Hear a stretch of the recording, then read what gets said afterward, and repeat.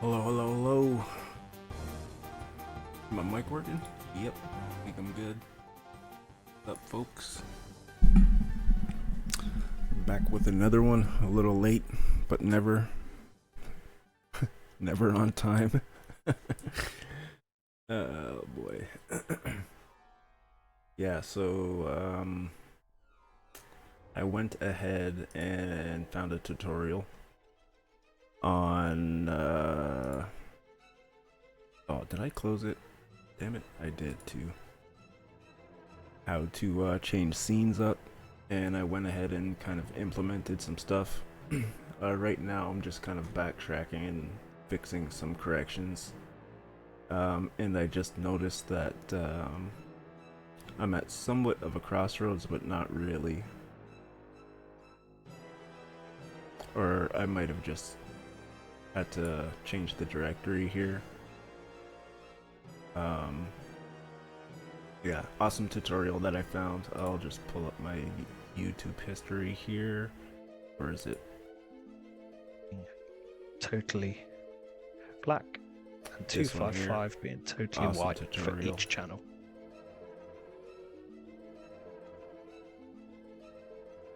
Just like the one being shown here, a top-down ARPG Hyperlight Drifter style game. Hopefully it will be good enough to follow along and help many get over the barriers of how to implement common functionalities in their games that took me many frustrated evenings to fix or create, or many walks with a coffee to think through how to implement a new feature. It all makes sense. More importantly, these tutorials will help you build a big project from the ground up while keeping it scalable and maintainable, incorporating state machines, character classes, character state machines, physics, open world room transitions, and much more. In the way that it's used or developed, I should say. But yeah, awesome tutorial. Check it out, and I will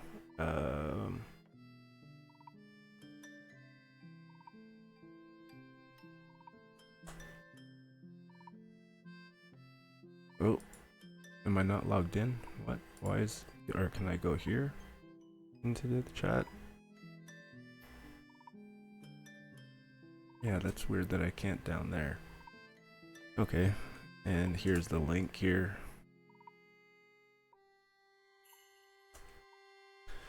Yeah,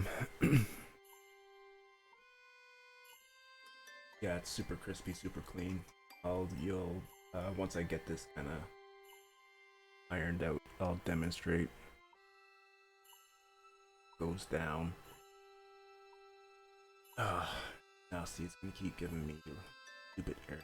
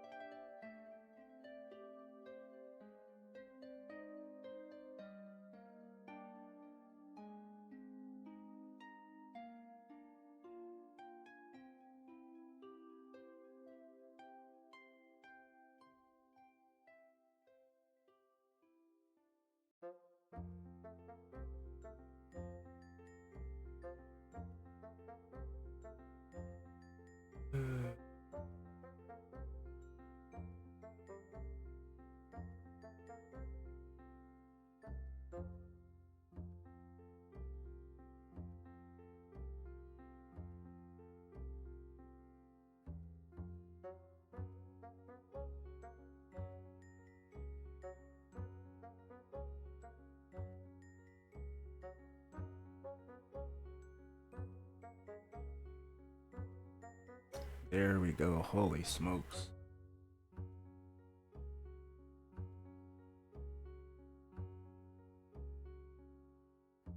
Yeah, so this is where we left off last stream. That was a little bit of a battle because I have some settings being pulled. Obviously, there I was trying to set up the way that the font is being retrieved for all the objects more universally, so that when scene is actually being called for an object, it gets the proper font and whatnot. So yeah, this is where we left off, getting the sliders to work. I still have to add the volume, like the word volume label here. Yeah, so this is basically just like working on getting the GUI elements together. Like, I still got a lot of stuff to do, and yeah, we're still kind of chugging along, but just so I'm not kind of being at a stalemate, yeah, like I said at the beginning of the stream, I found that tutorial there and went ahead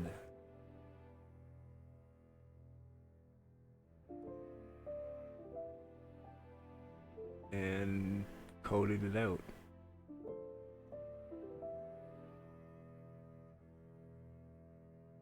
So now this is all that I have to do to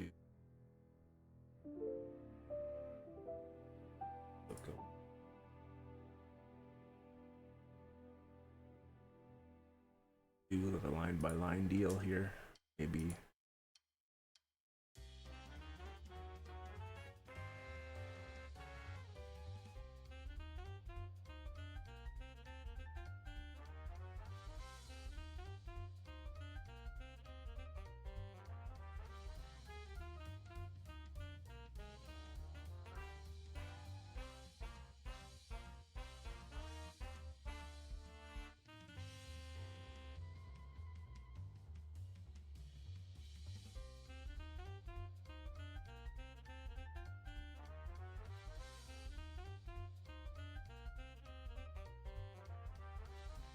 Okay, so yeah, that's how you draw a button. And it's all being pulled from the objects right here, which are all declared right here. So these are all the objects that I have written so far. And that is being called, where is it? Right here, Valor GUI.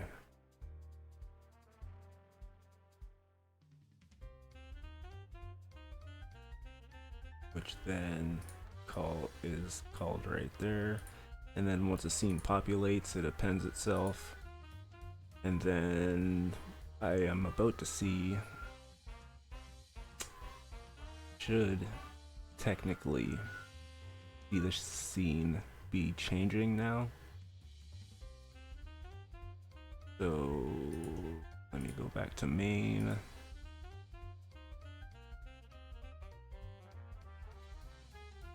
Hey, right on. That's good. And awesome.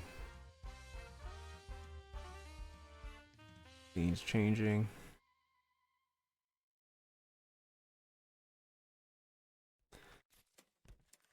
So right now in the tutorial, the keybinds are just kind of set up straight up boilerplate tutorial mode. It's just space and tab. When I flicker tab, it goes from like, this is the current game state, I guess you would say, and this would be like the initial splash screen,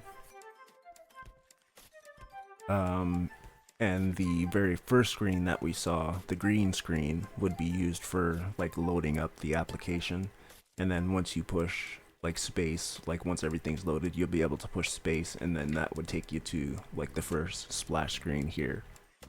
Yeah, so again, you'll see the green screen. So this would be like the loading process. Once it pops up, it start loading details, caching stuff. And then, oh, are you ready to continue? No errors popped up or anything. Push space to continue, and then bang. Or actually, you know what? Can you push tab there? You might be able to, but I'm gonna have to disable that. But yeah, that's the whole idea behind the scenes so far. And then, yeah, this was the button that I have created, just the one quit button, which would be on the main splash screen. And then this would be our game board, or the next stage in the selection process. So yeah. And then this is tab, which could be like used for an inventory or like anything really. Just again, just in tutorial mode, getting stuff kind of just functioning is my first priority right now. Being as how I still gotta correct some errors with some of the slider details, and the list box is still not being populated properly. A little bit of a tongue twister.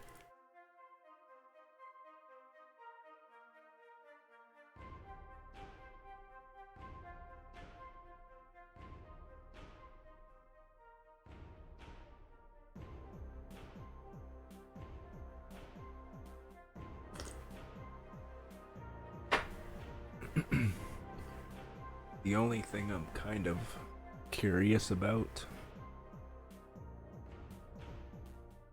is if I want to do like a sort of like a ghost scene where all of these scenes are nested inside of like in another class, so that I could have like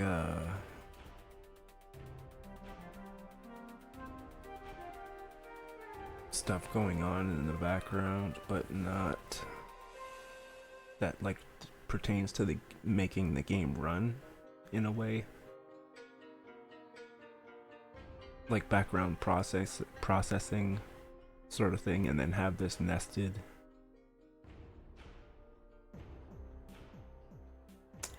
I don't know.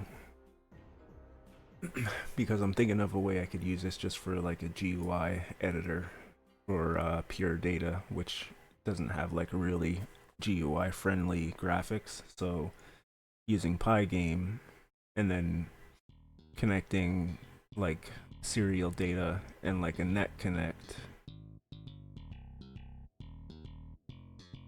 to respond to GUI stuff for pure data could be kind of beneficial. So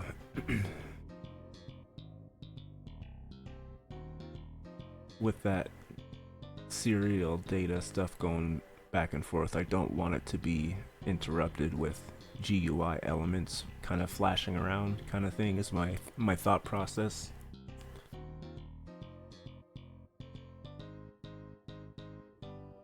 Kind of separating them on threads basically, and then yeah, I don't know, have this embedded on one of the threads. That, I don't know, thinking out loud, but yeah. So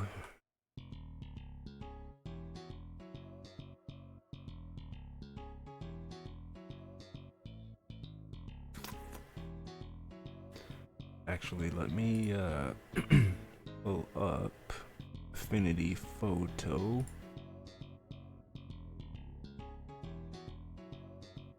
And just kind of jot down some ideas for some GUI splash screen stuff.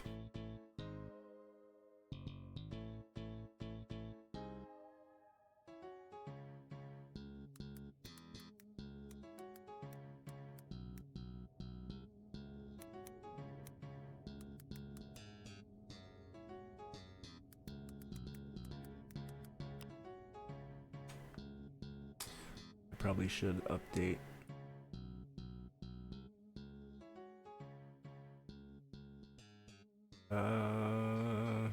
okay, Okay, so since this is just kind of spitballing, do I want to go big or go home, or...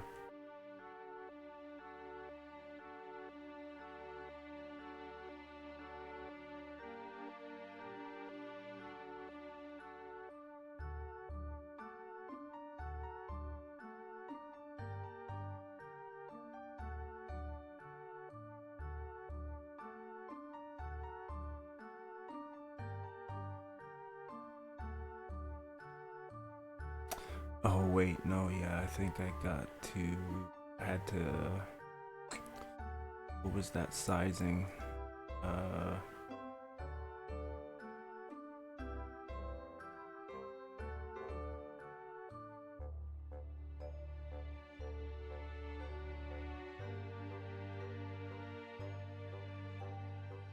There was some specific sizing to the window that translated to how many pixels for like the tiling for like text and something, and I gotta try to find it in the video. Where was it?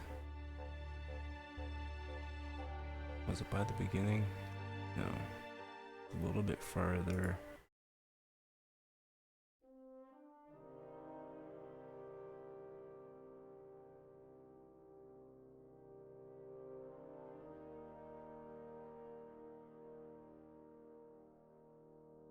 Or 100 to 24.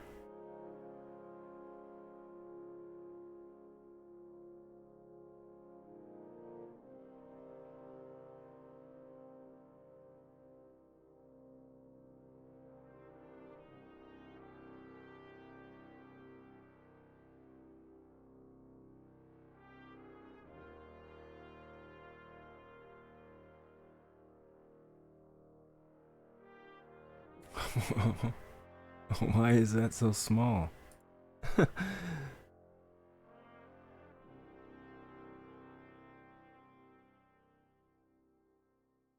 Am I supposed to just call it with this string here?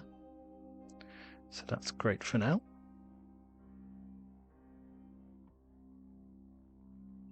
Oh, where are my headphones at? I forgot.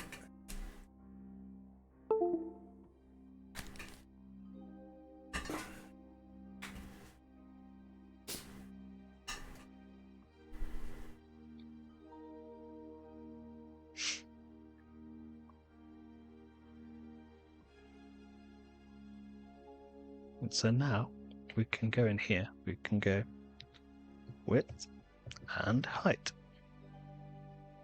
Yeah, but why is this so small though? 400 by... Yeah, I guess that is 400 by 2 something. And then... But first I need to make sure it can call on this file. So they're in the same directory, game.py and settings.py. So I can literally just here go from settings, which is the name of the file, import, and then I could import width, height, like that. But with the settings file, it's going to be a bunch of variables. So I'm going to put an asterisk, which means it's going to import everything from settings into here. So I can access any of it. So now when I put it here, it knows it's from there. So that's what I got. So that's great. Self.font. So we're going to use, and we're going to call can inherit from this class. So the game. So we can now call this is done. So let's go back to our game. Self states here.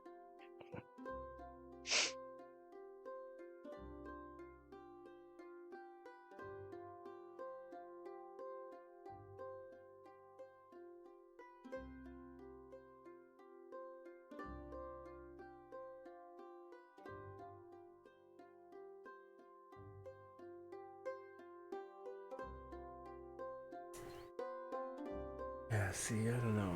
Why is it? So I'm going to make myself a splash screen because I want my first state to be a splash screen. So I'm going to create a class called splash screen. and then I'm going to append that.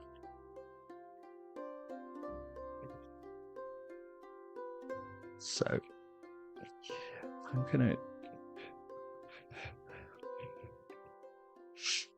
make a function called getInputs. This is going to be all our pygame events. So every frame is going to look for key presses, mouse clicks, etc. And I want to put the relevant ones in here. So for event, pygame.event.get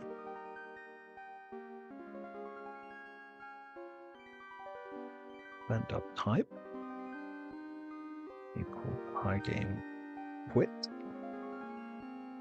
So this is if you click close on the pygame window. Pygame quit is if you click close on the pygame window. This is what's going to happen. And I've got a variable here called running. We're just going to set self.running equal to false. And then the built-in pygame.quit sys.exit. And then that should be that. Then if event type is equal to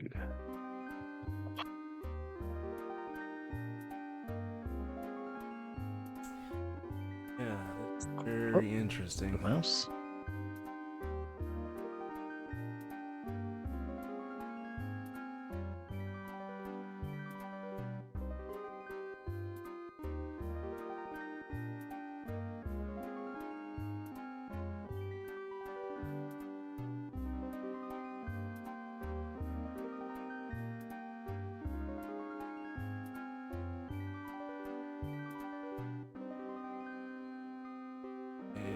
Very interesting. Okay, so yeah, I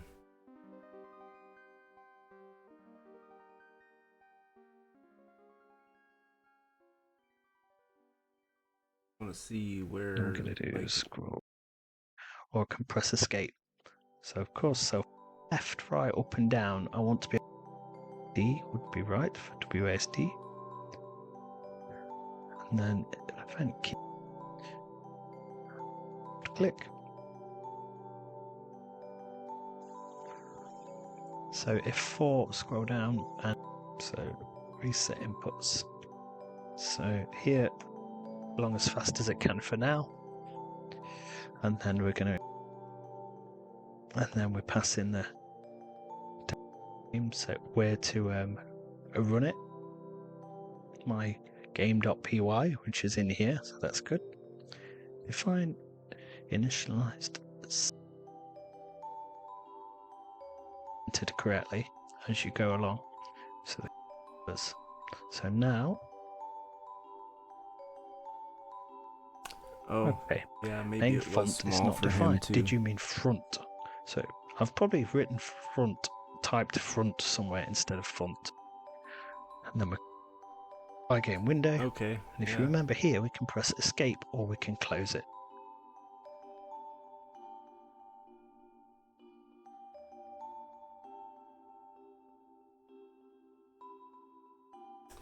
So then I'm gonna need like a scaling scale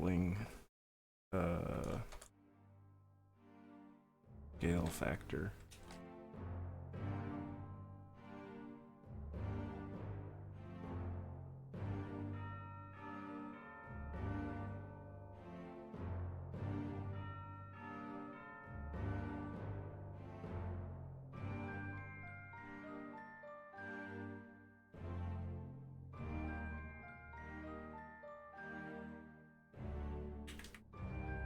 I don't even know if I should make it a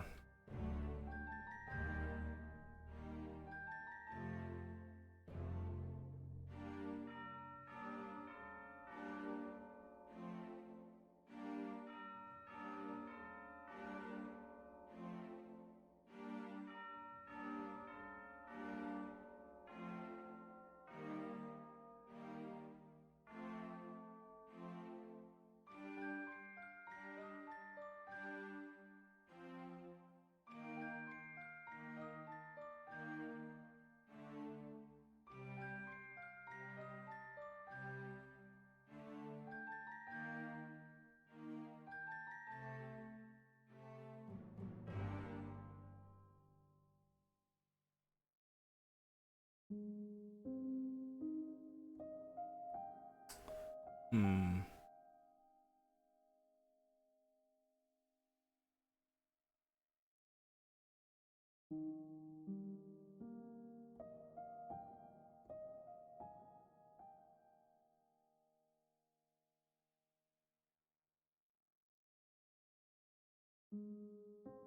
I don't know if it'll work like this, hopefully.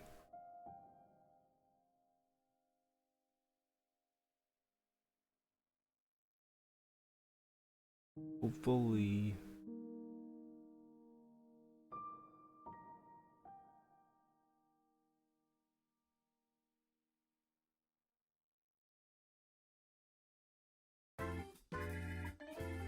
First, let's see if it's like the same size. Must be two numbers. Damn it.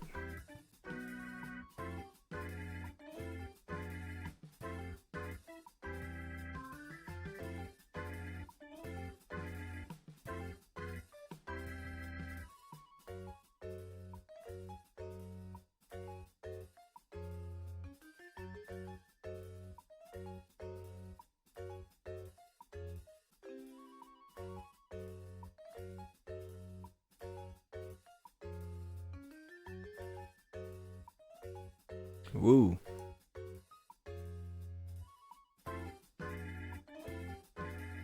Wait, what?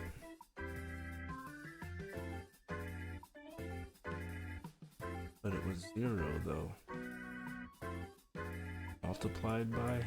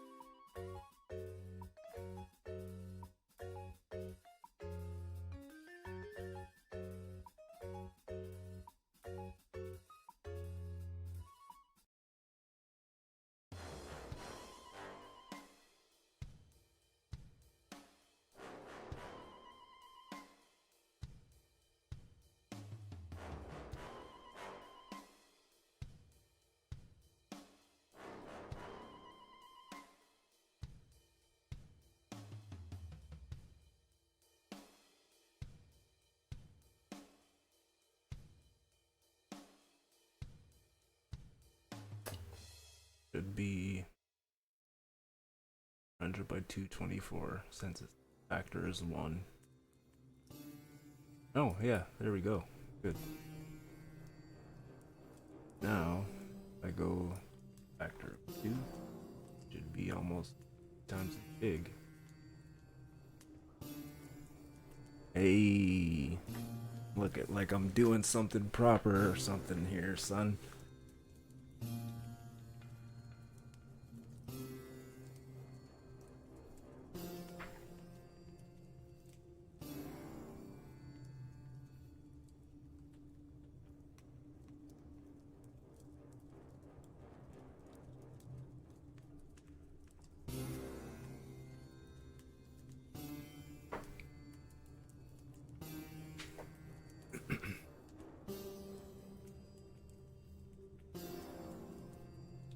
Now my thing is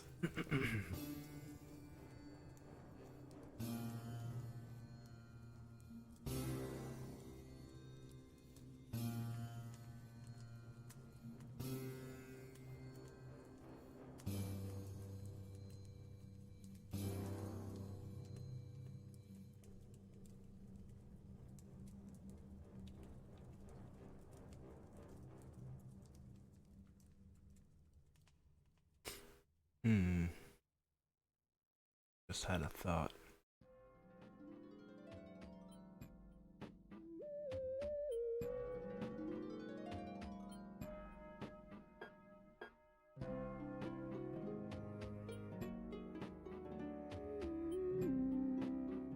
Instead of just doing scale, maybe I should apply some like aspect ratio stuff to this too. Since I'm kind of dabbling right now.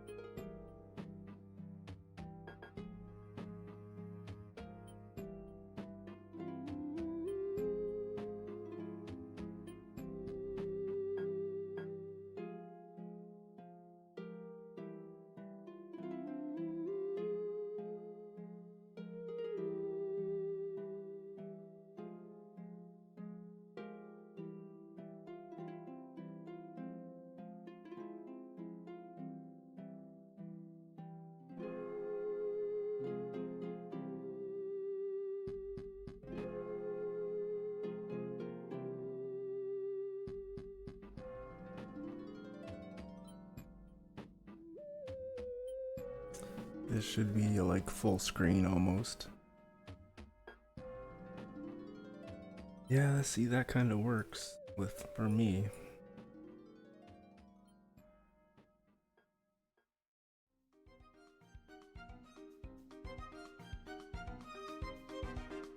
That'll be the biggest that the game screen's going to be.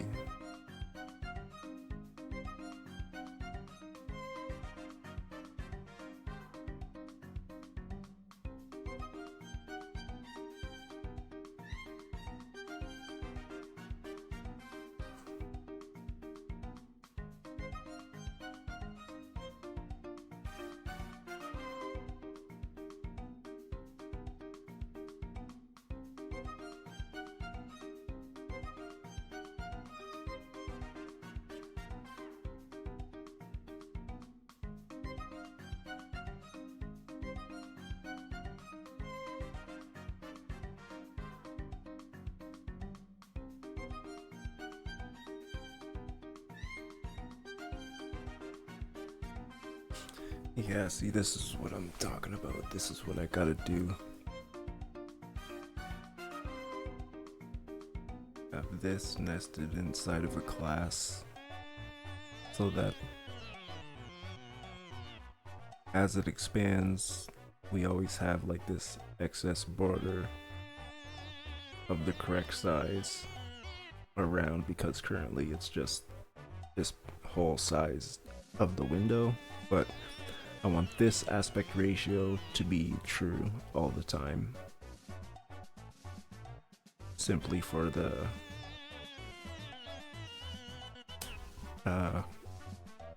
text grid, basically, the way text lines up. Yeah.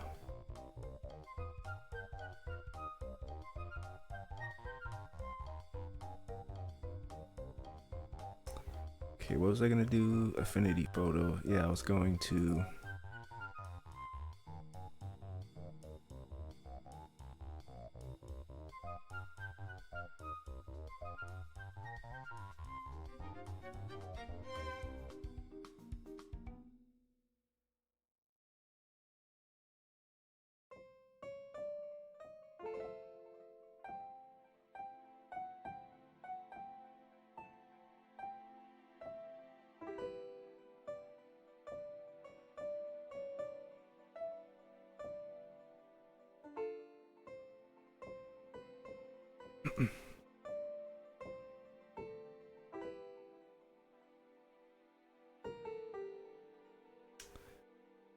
okay, so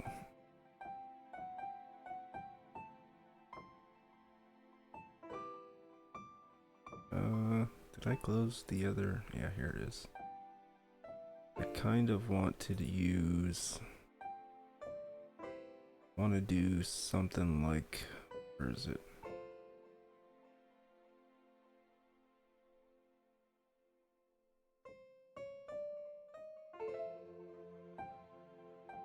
Kind of something like this.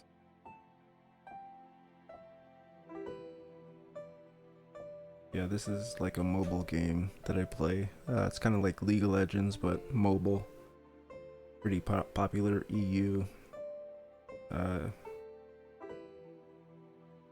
think it's popular EU, but Asian type of countries, it's huge.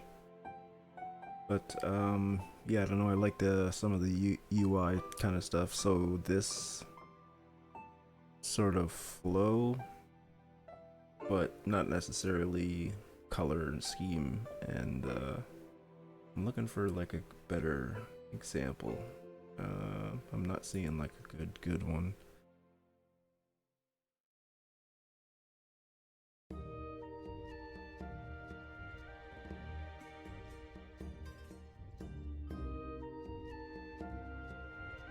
Or even like an Apex sort of thing. That could be cool. Where you could cycle through all of your heroes and stuff.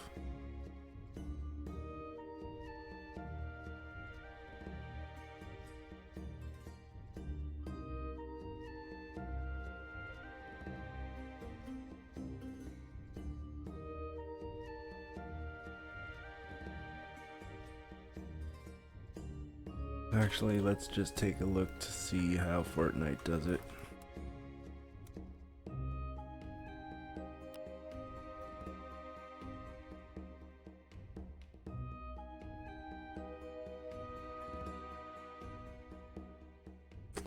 Since they paid all the money for the research.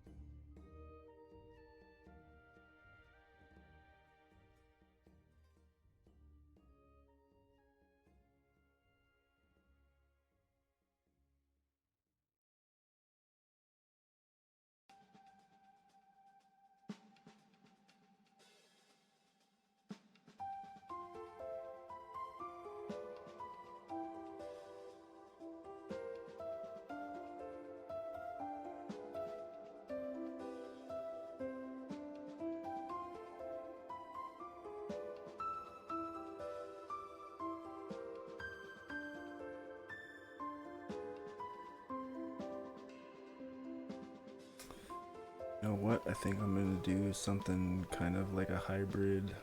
I have an idea. I think I have an idea.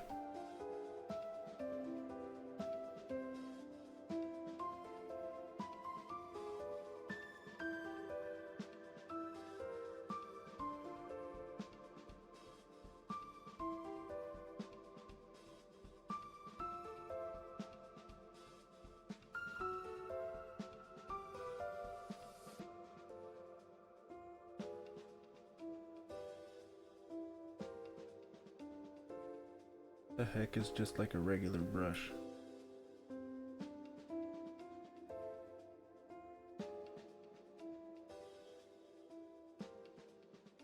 Okay, so I kind of want to do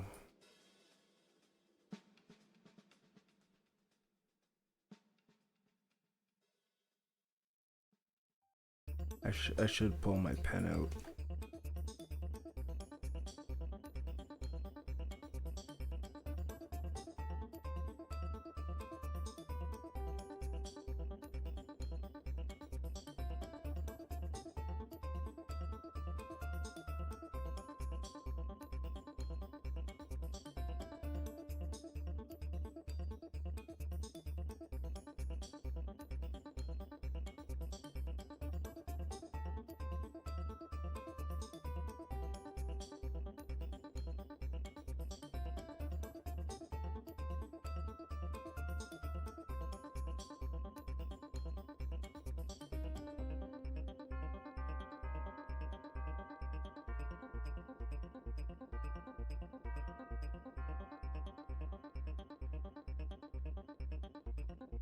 Hmm.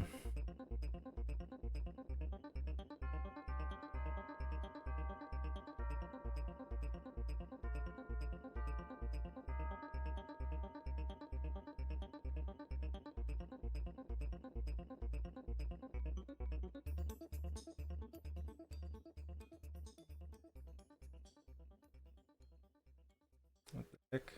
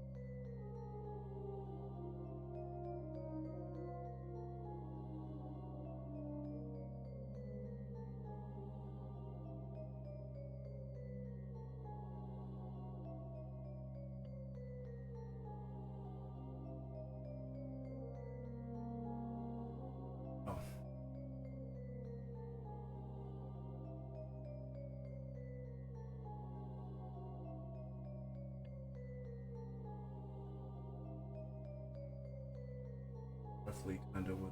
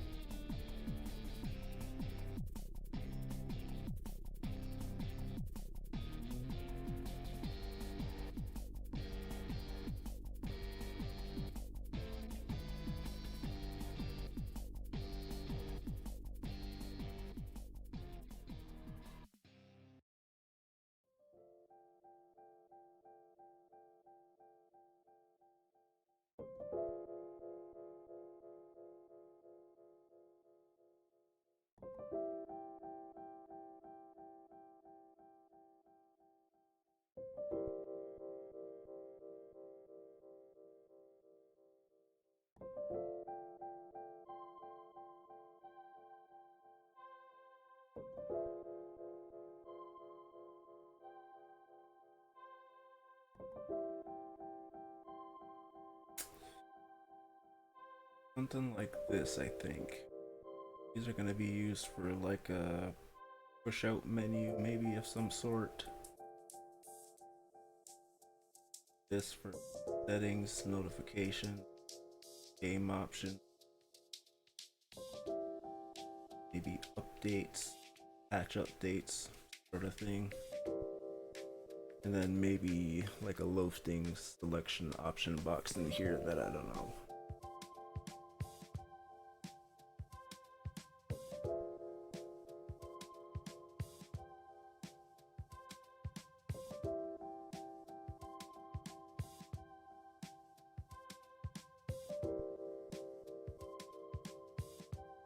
Yeah, that kind of worked.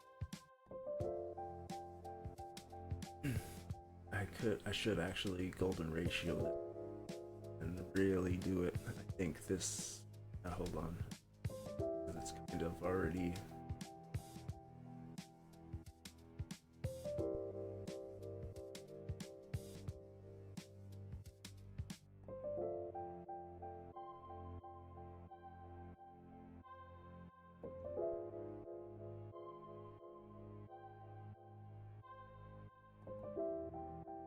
Okay, so that's roughly gonna be.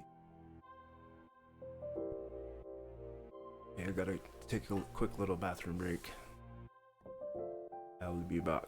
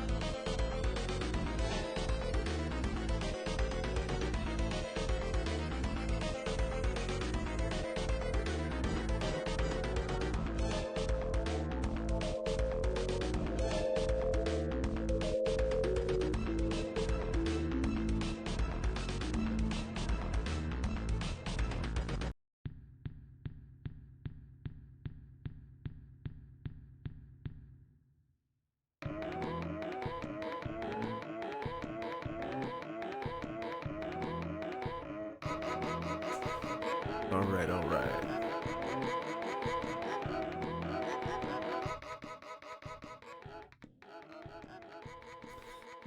So,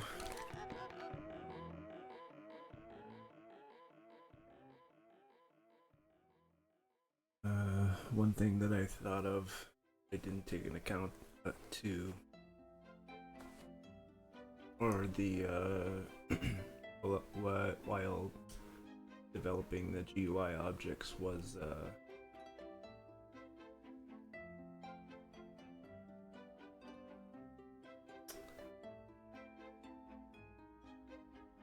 transparency. I didn't add alpha, I don't think. Colors, I should have. Okay, so where am I saving this to? The blank. Yeah.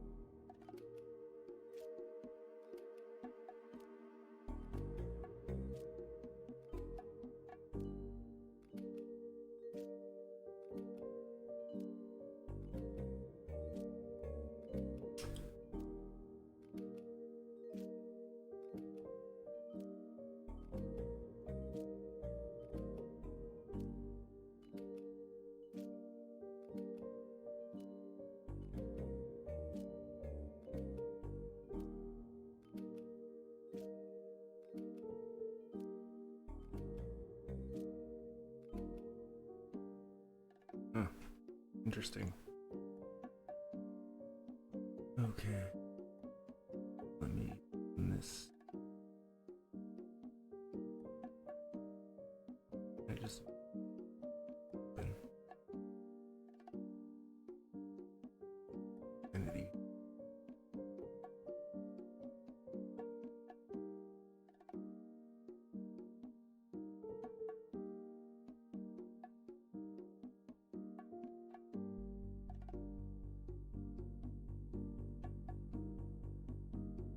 I want to have it up so I could look at it and refer to it.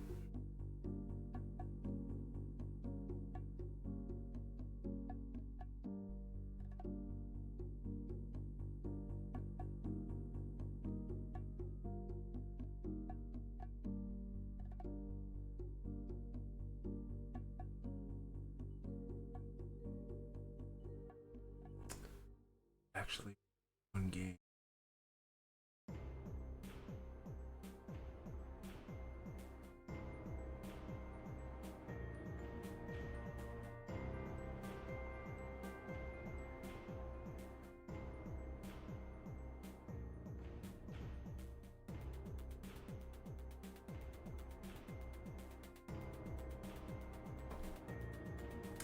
Oh, I can't think of the name. Frontline, front war, front line, front, forefront, for line, for.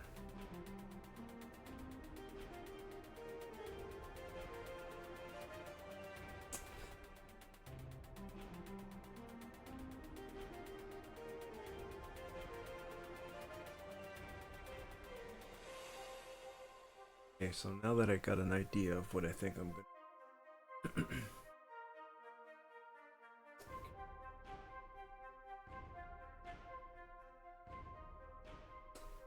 head over there for a sec.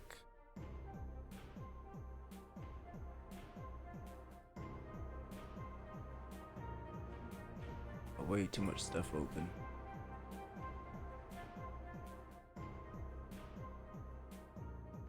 Browser minimized. Okay, so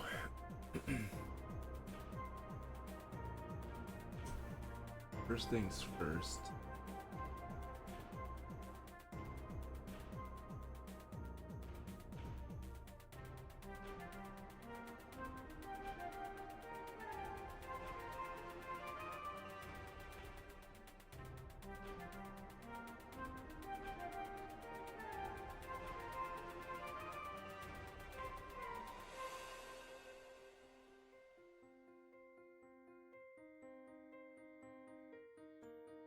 Great.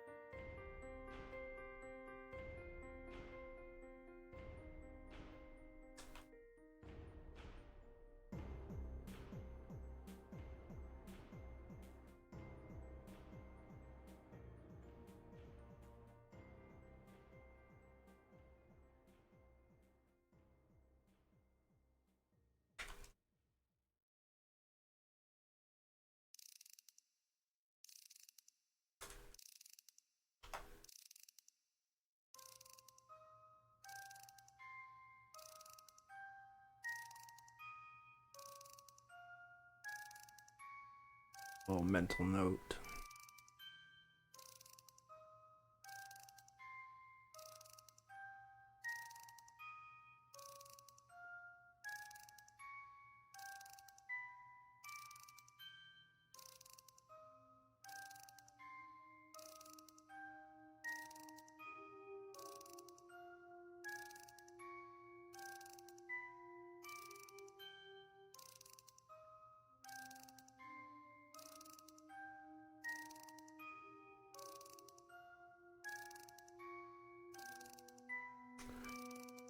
Actually, hold on, is that how?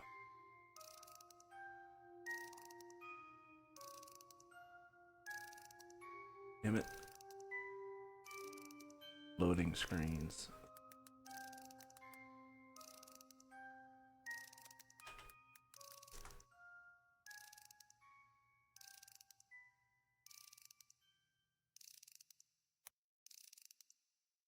The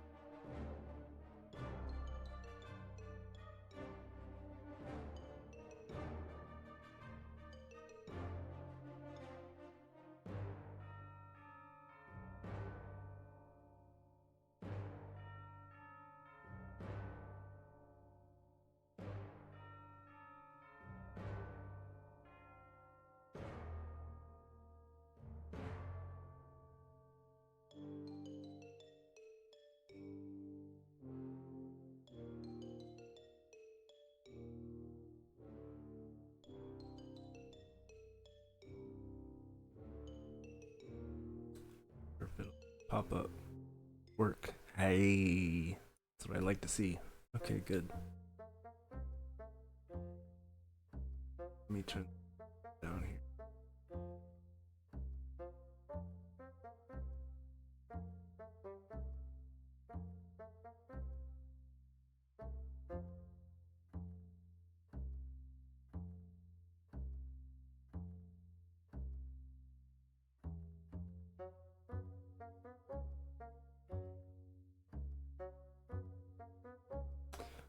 Okay, so the scale doesn't actually scale, it just changes the width. Okay, so that's actually good to know. Should I try to apply actual scaling to this?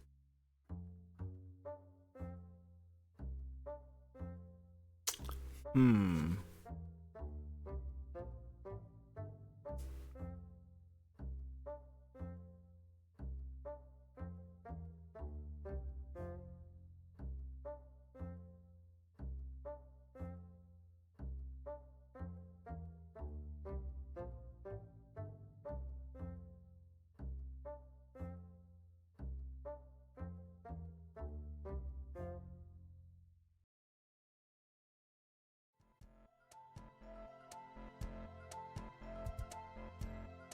actually could though.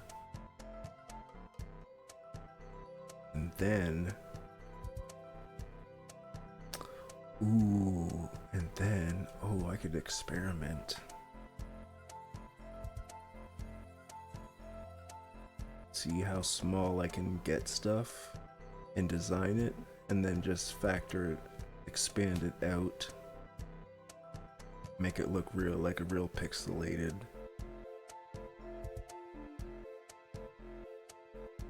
That might actually look cool. It might look blurry though. Or maybe it'll give it like a soft look. Sorry, I'm doing like a lot more thinking than coding if anybody happens to be in lurkers land out there.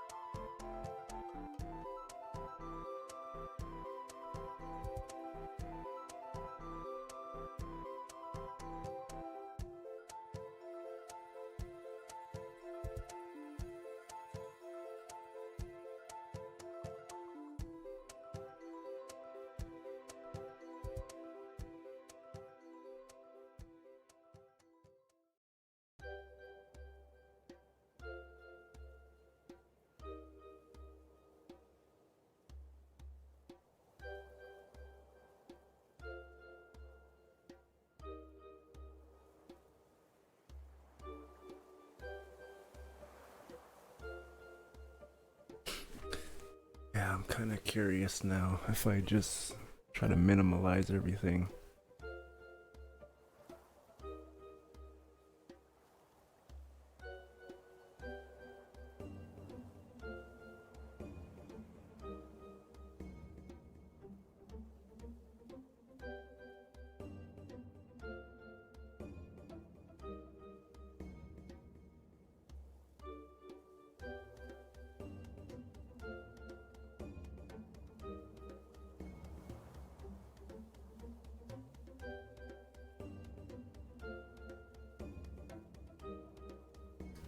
This is probably gonna be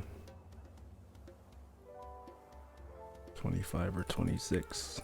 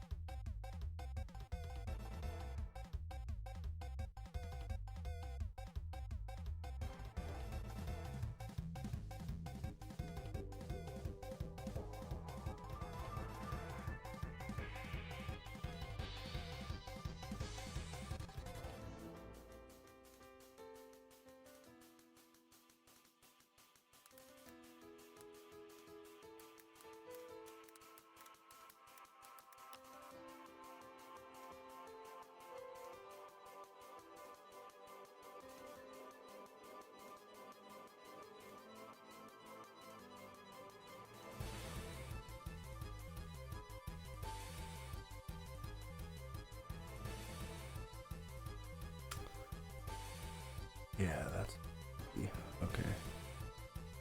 Alright, alright, alright.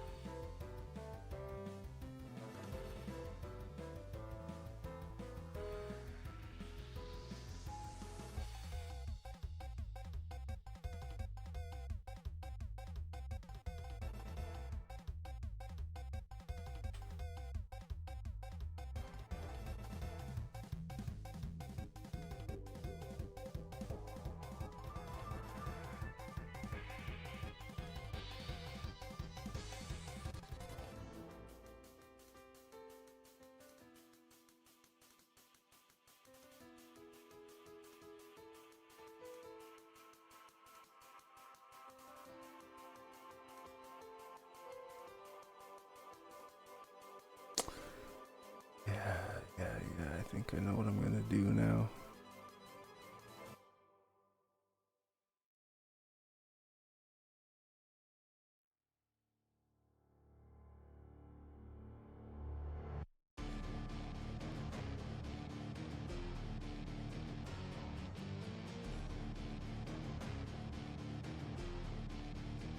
Okay, so whoop.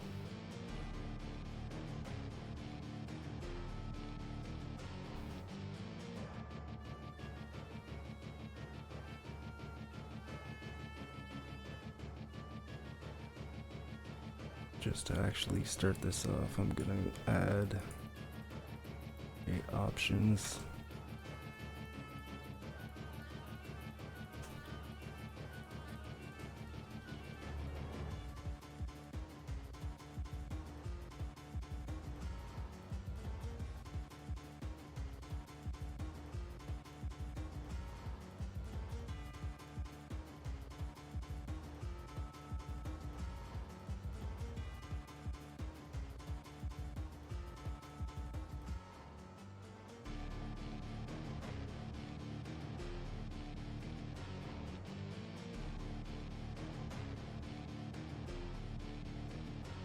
That the Y?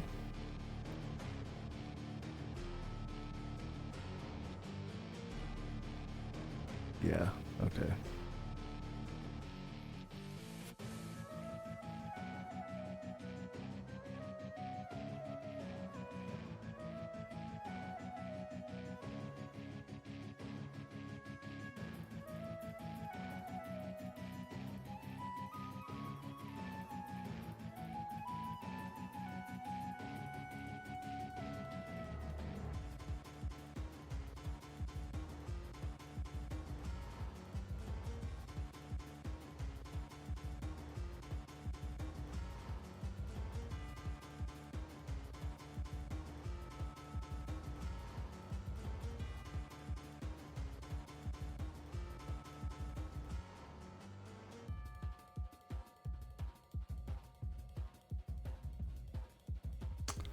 Oh, wait, you know what?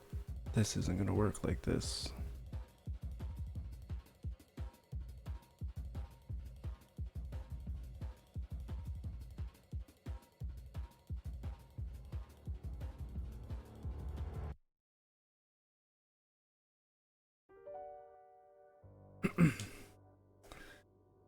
Because I'm gonna have to make a list. Create a list and then draw the list.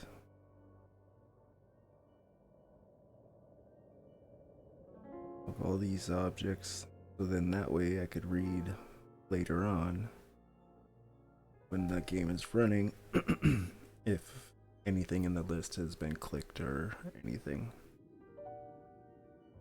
Yeah. So technically this will draw stuff, but I won't be able to click on any buttons.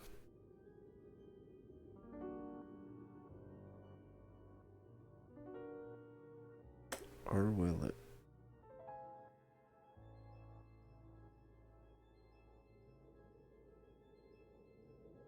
Yeah, no, I don't think so.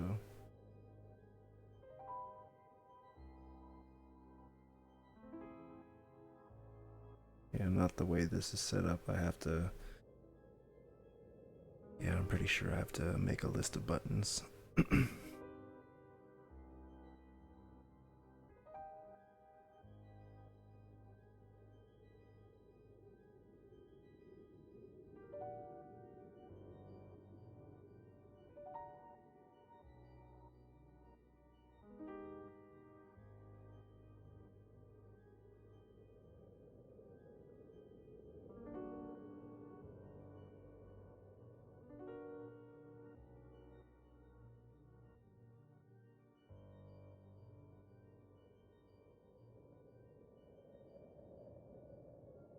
Yeah, because right now this is just drawing stuff.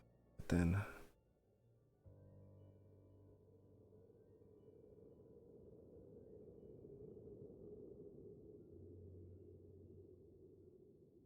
yeah, there's no way for me to check because I'm not creating a variable out of anything. I'm just drawing it.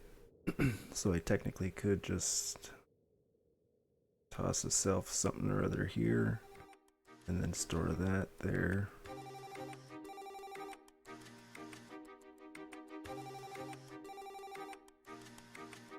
And then when I'm in this particular scene, I would have my own self to do with button crap. Or yeah, I guess that could work.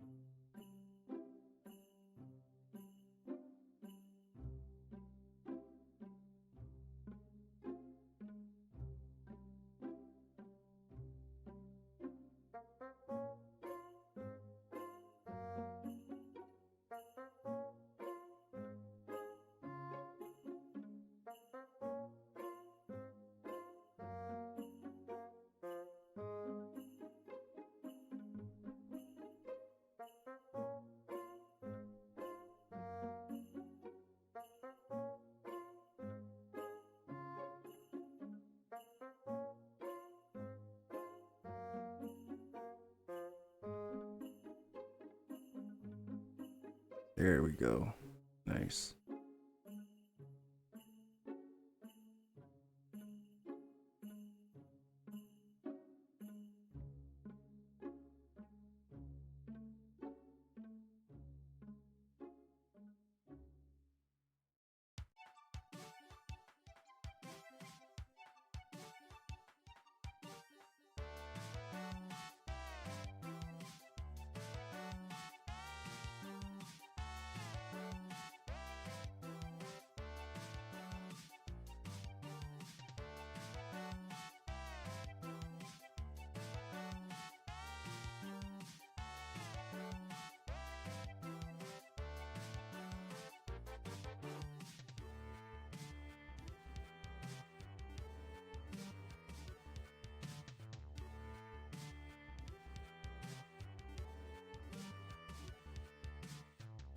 Oh, you know what? I can do the factoring thing.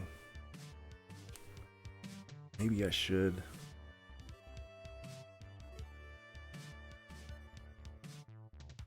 Would be kind of cool to have it at one size and then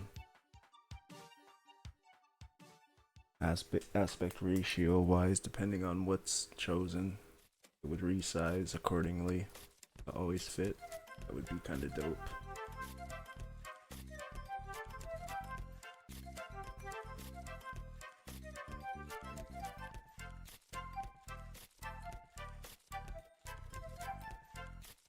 I just know it's going to be slow going as soon as I kind of break it, so to speak. Actually, not so to speak, it probably will happen, most definitely, but yeah.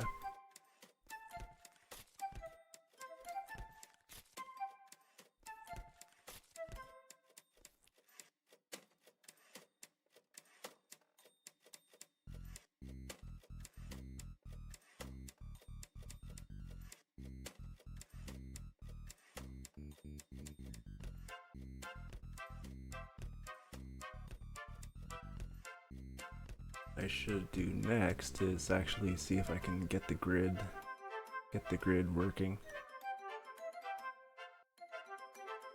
Yeah.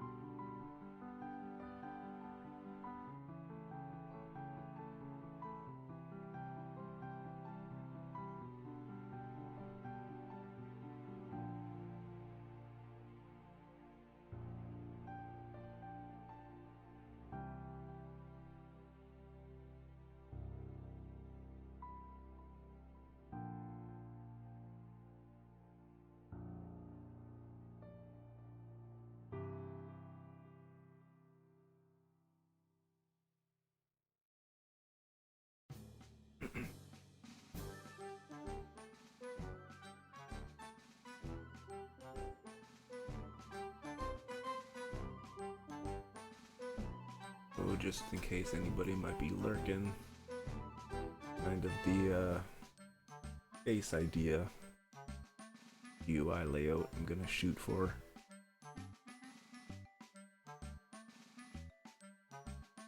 And obviously the colors that I have right now with the brown are not correct, but it's roughly gonna be like this. This is gonna be the main home screen. Right now I'm just getting the first splash screen that first pops up where everything loads and gets cached up, ready to populate on. Which makes me think I should get the grid, because this would be a very grid intensive layout to be overlaid, and it might be kind of cool to have a grid. It might make it a lot easier the grid works, but whatever top button always gets kind of pushed over. It doesn't know that nothing is, if nothing's on top of it, it doesn't know to go, get pushed over currently. Have to fix something wrong there. But yeah, this is the layout.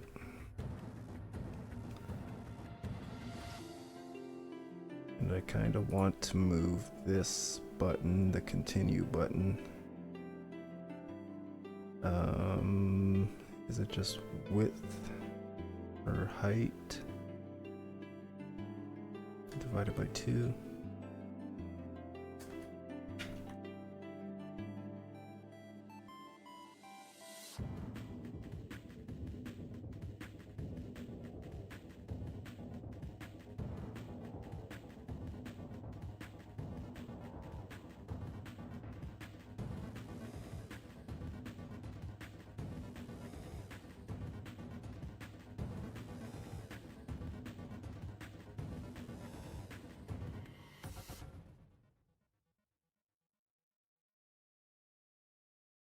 Or would it only be half? It might only be half.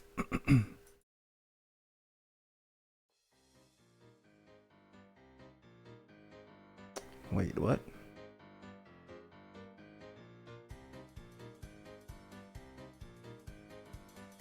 Oh, the height and then the factor multiplied by...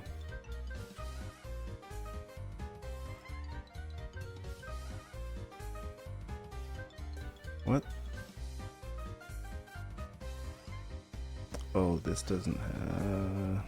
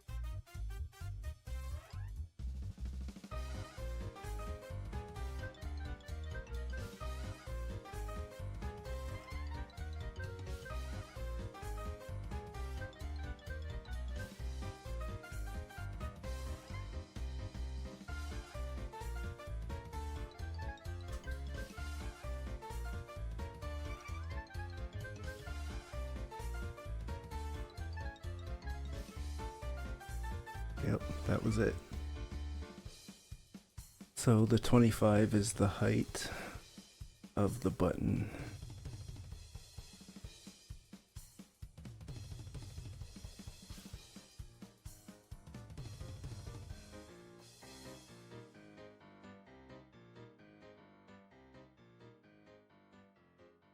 We'll say this is the small button height.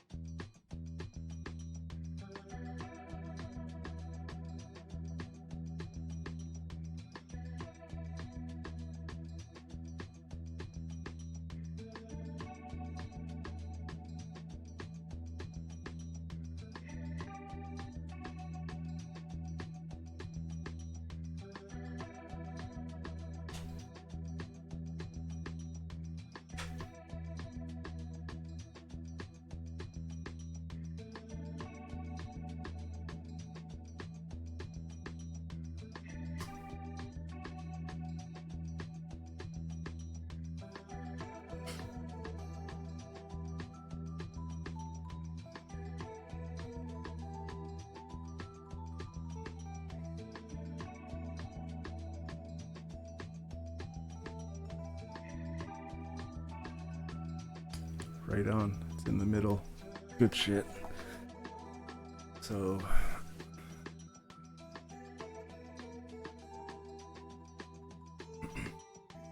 what I should do is actually use this as a basis to align stuff.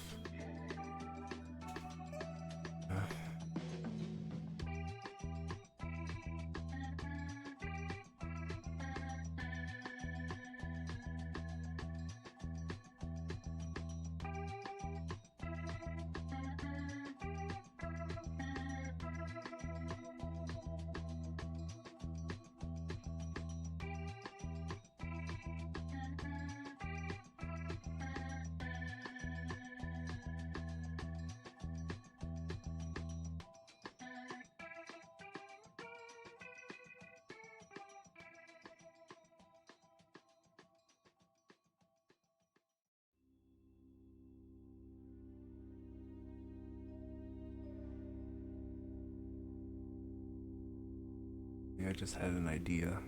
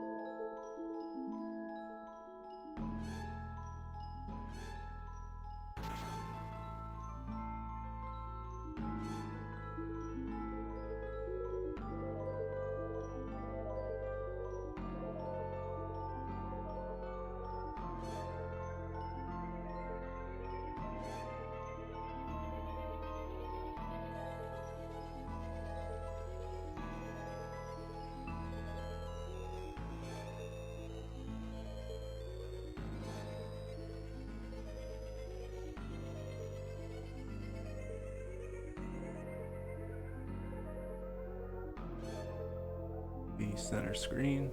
Ah.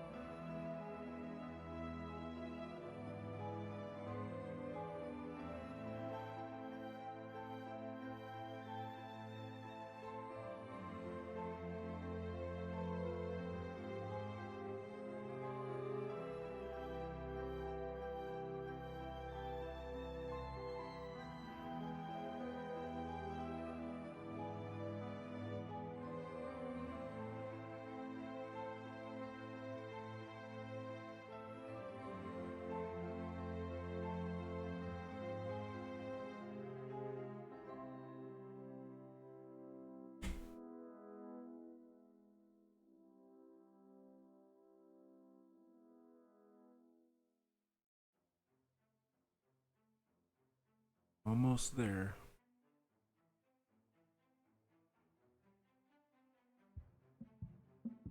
That actually enter.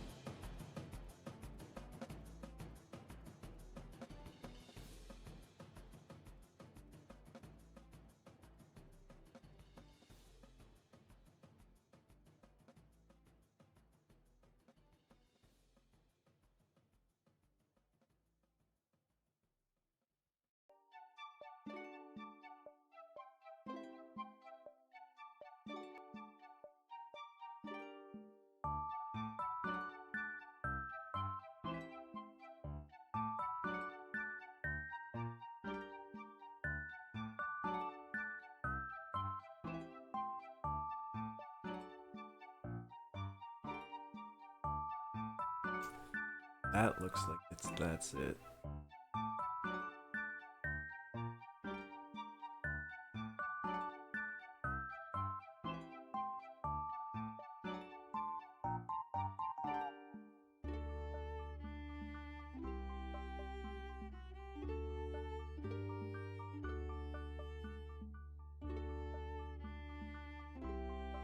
Is not it.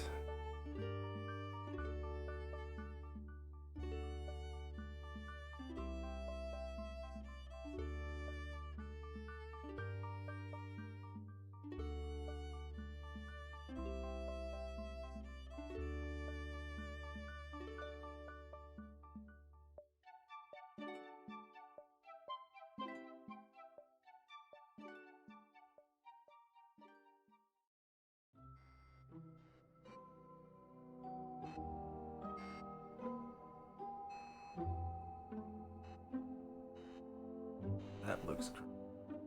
No.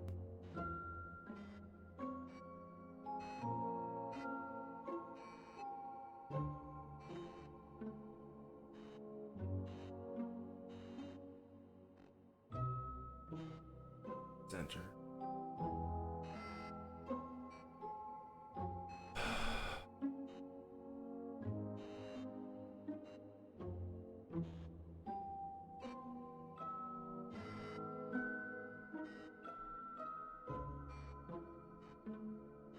Work for the Y, but not the.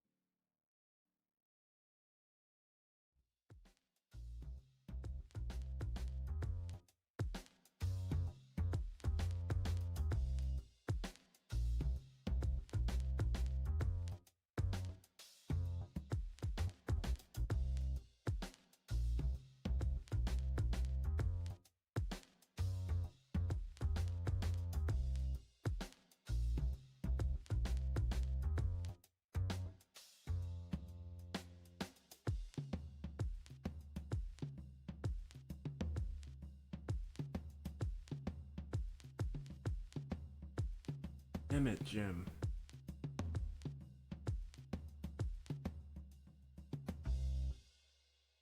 Why is it correct for but not?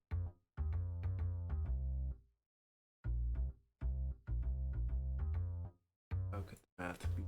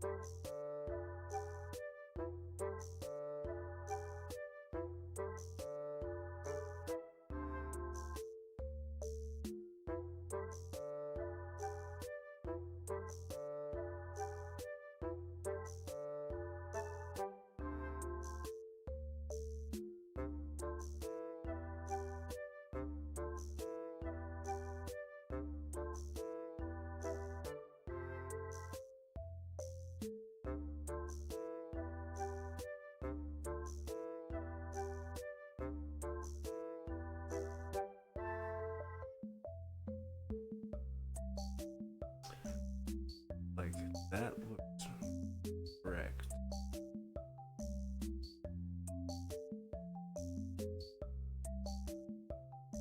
Or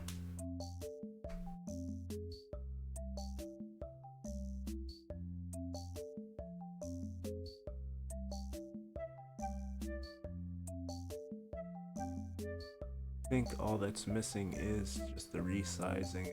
It's not rising.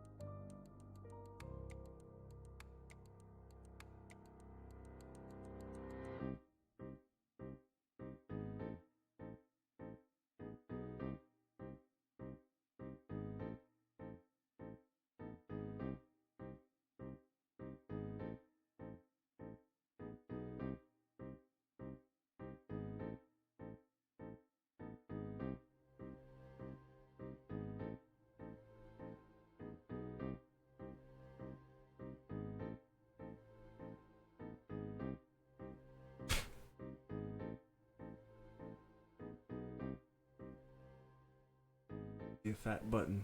Hey, look at that. Look at that, folks. Right on. Like I knew what I was doing. Or something. Something like that, right? Like I know I stare at the computer a lot, but then once that something happens, it happens. Hell yeah.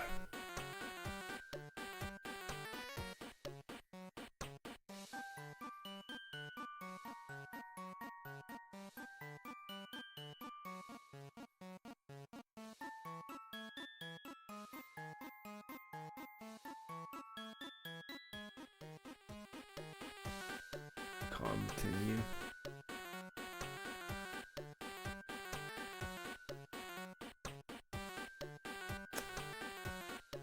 All this is going to result in a flawless UI.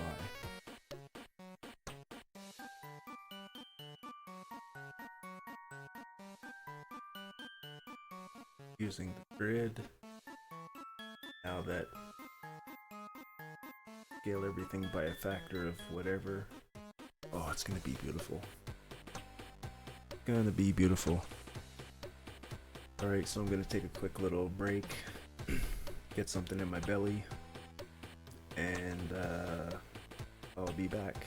Then I'll probably be stuffing my face while I click around and come up with some other ideas. So if you're out there lurking, would be much appreciated. Say what's up. If not, it's all good. Otherwise, I will be back in a minute.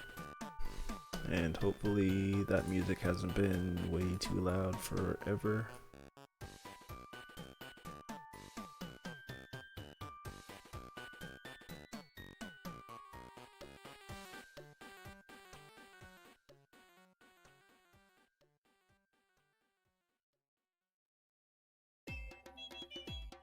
Is my chat not popping up? Or was that from just me? Refresh.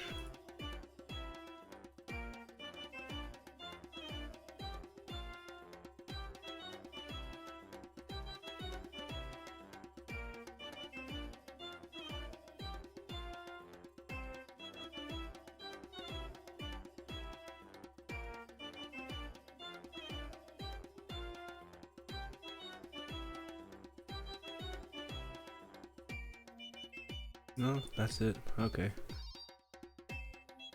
Alright, yeah, I'll be back in a minute, folks.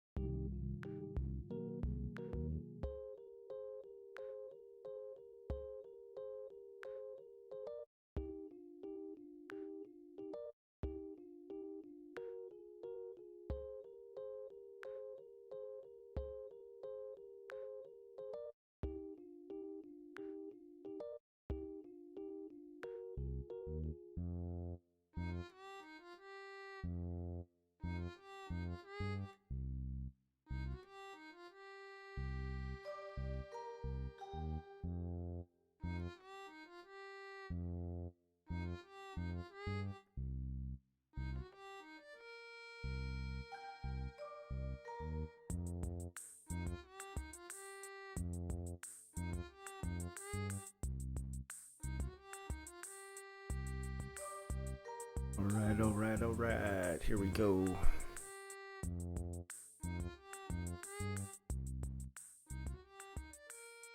So, now that I have this factoring correctly, I could actually do some sizing stuff a lot better now. Get more precise sizing.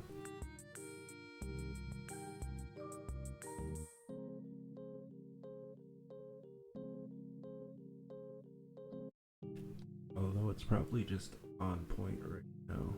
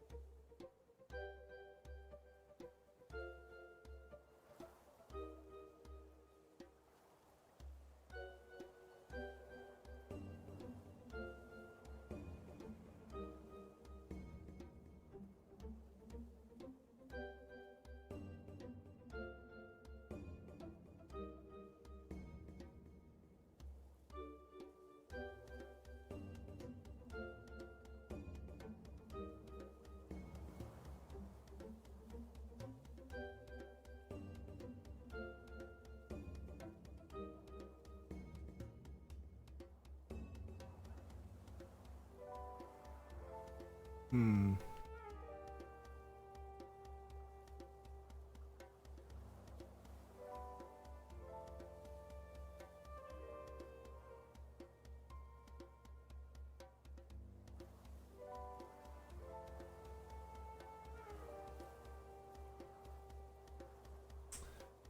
So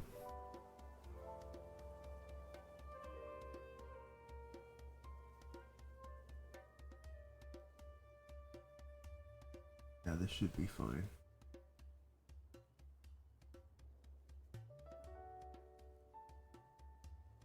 Actually, this is probably going to turn into like a bigger file. So I should put this particular object in a have quite object have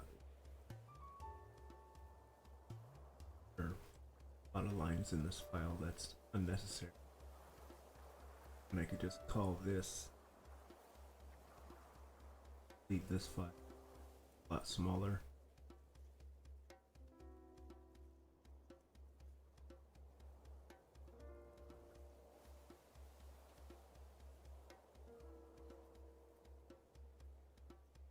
Actually, alright, so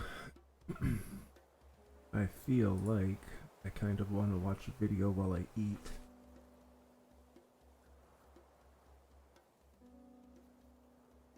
So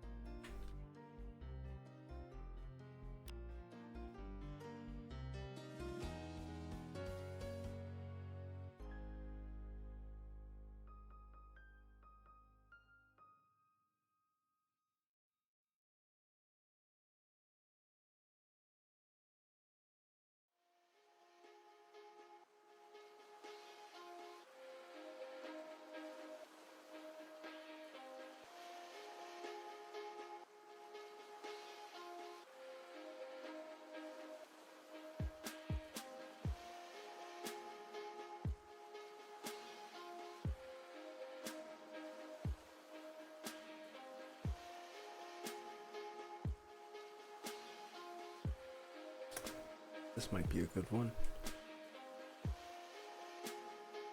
Hey there! In this video we're going to be talking about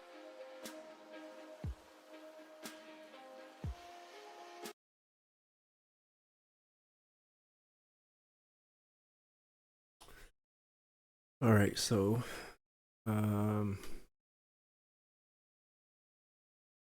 before this begins,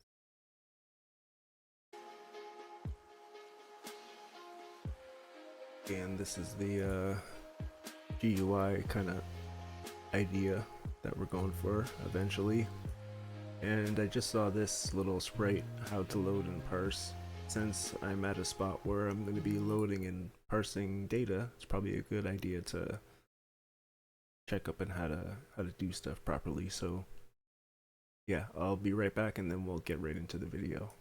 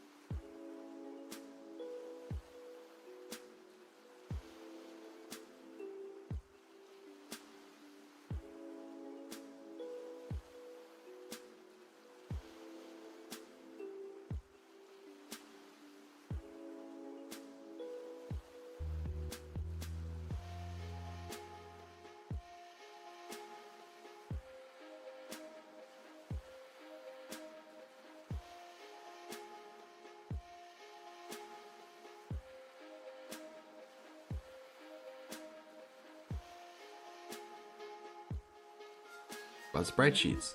We'll discuss what they're used for, why we use them, and then finally how you can use spreadsheets yourself.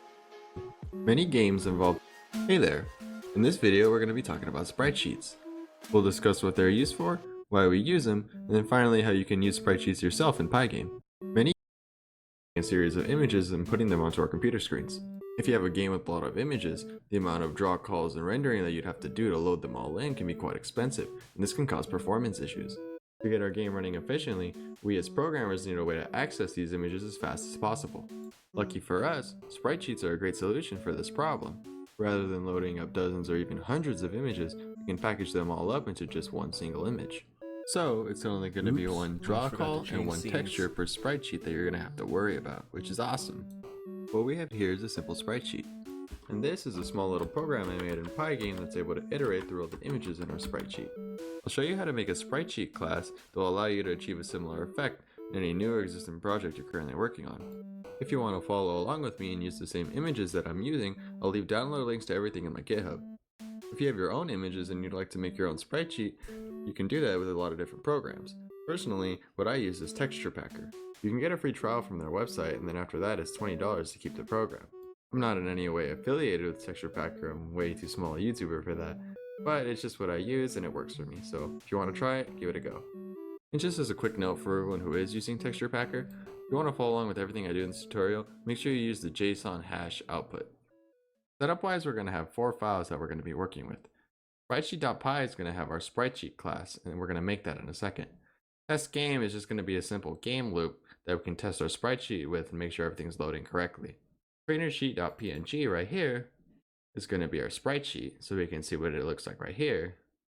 And then finally, we have TrainerSheet.json. And what this is the metadata for our sprite sheet. So if we take a look, let's open it up, we can see exactly where all the images go. For example, the first frame, trainer 1, is at x equals 0, y equals 0, and then has a width of 128 pixels and a height of 128 pixels. This metadata is actually going to allow us to take our pictures from the sprite sheet and cut them out correctly. As I said before, a test game is just a really simple game loop. So right here, I just make a window, and then I create my game loop while running, check my players' events, and then what's going to happen is if they press space, we're just going to iterate through the sprite sheet and go image by image, and at the very end, I update the window. If you're not super familiar with game loops and want to learn more about them, you should check out my menu system tutorial. But for now, let's go ahead into spreadsheet.py and get started on our spreadsheet class. So we're going to start by importing pygame. And now let's go ahead and declare a spreadsheet class. Usually the first thing you do when you declare a new class is make the init function. So let's go ahead and do that. And in this case, we're going to pass in an argument, file name, and this is just going to be the name of the file that contains our sprite sheet. Let's assign a variable inside the class to keep track of this file name for us. We'll do self.filename equals file name, which is the argument we just passed in. Now that we have our file name, let's go ahead and load in our sprite sheet. To load in our sprite sheet, we'll assign it to a variable, self.spritesheet, and then we'll do pygame.image.load. This is Pygame's way of loading in images, and as an argument to this function, we can just pass in our file name. Now there's one more thing we're going to want to do here. We're going to want to put .convert, and I'll explain why. In our test.game file, we have this window, and this window uses a certain pixel format. If the pixel format between our window and our sprite sheet don't match up, then we're going to have to convert that image every time we blit it onto our window. This means extra calculations we have to worry about, and this can really slow our game down. Instead, we can convert it as soon as we load in our sprite sheet and then not have to worry about any extra calculations. Now let's go ahead and make a new function, and we're going to call it getSprite. We're going to pass in an x, a y, a width, and a height. And what this function will do is it'll go into our sprite sheet, and then it should match up with the metadata here, and it'll get the image and cut it out correctly.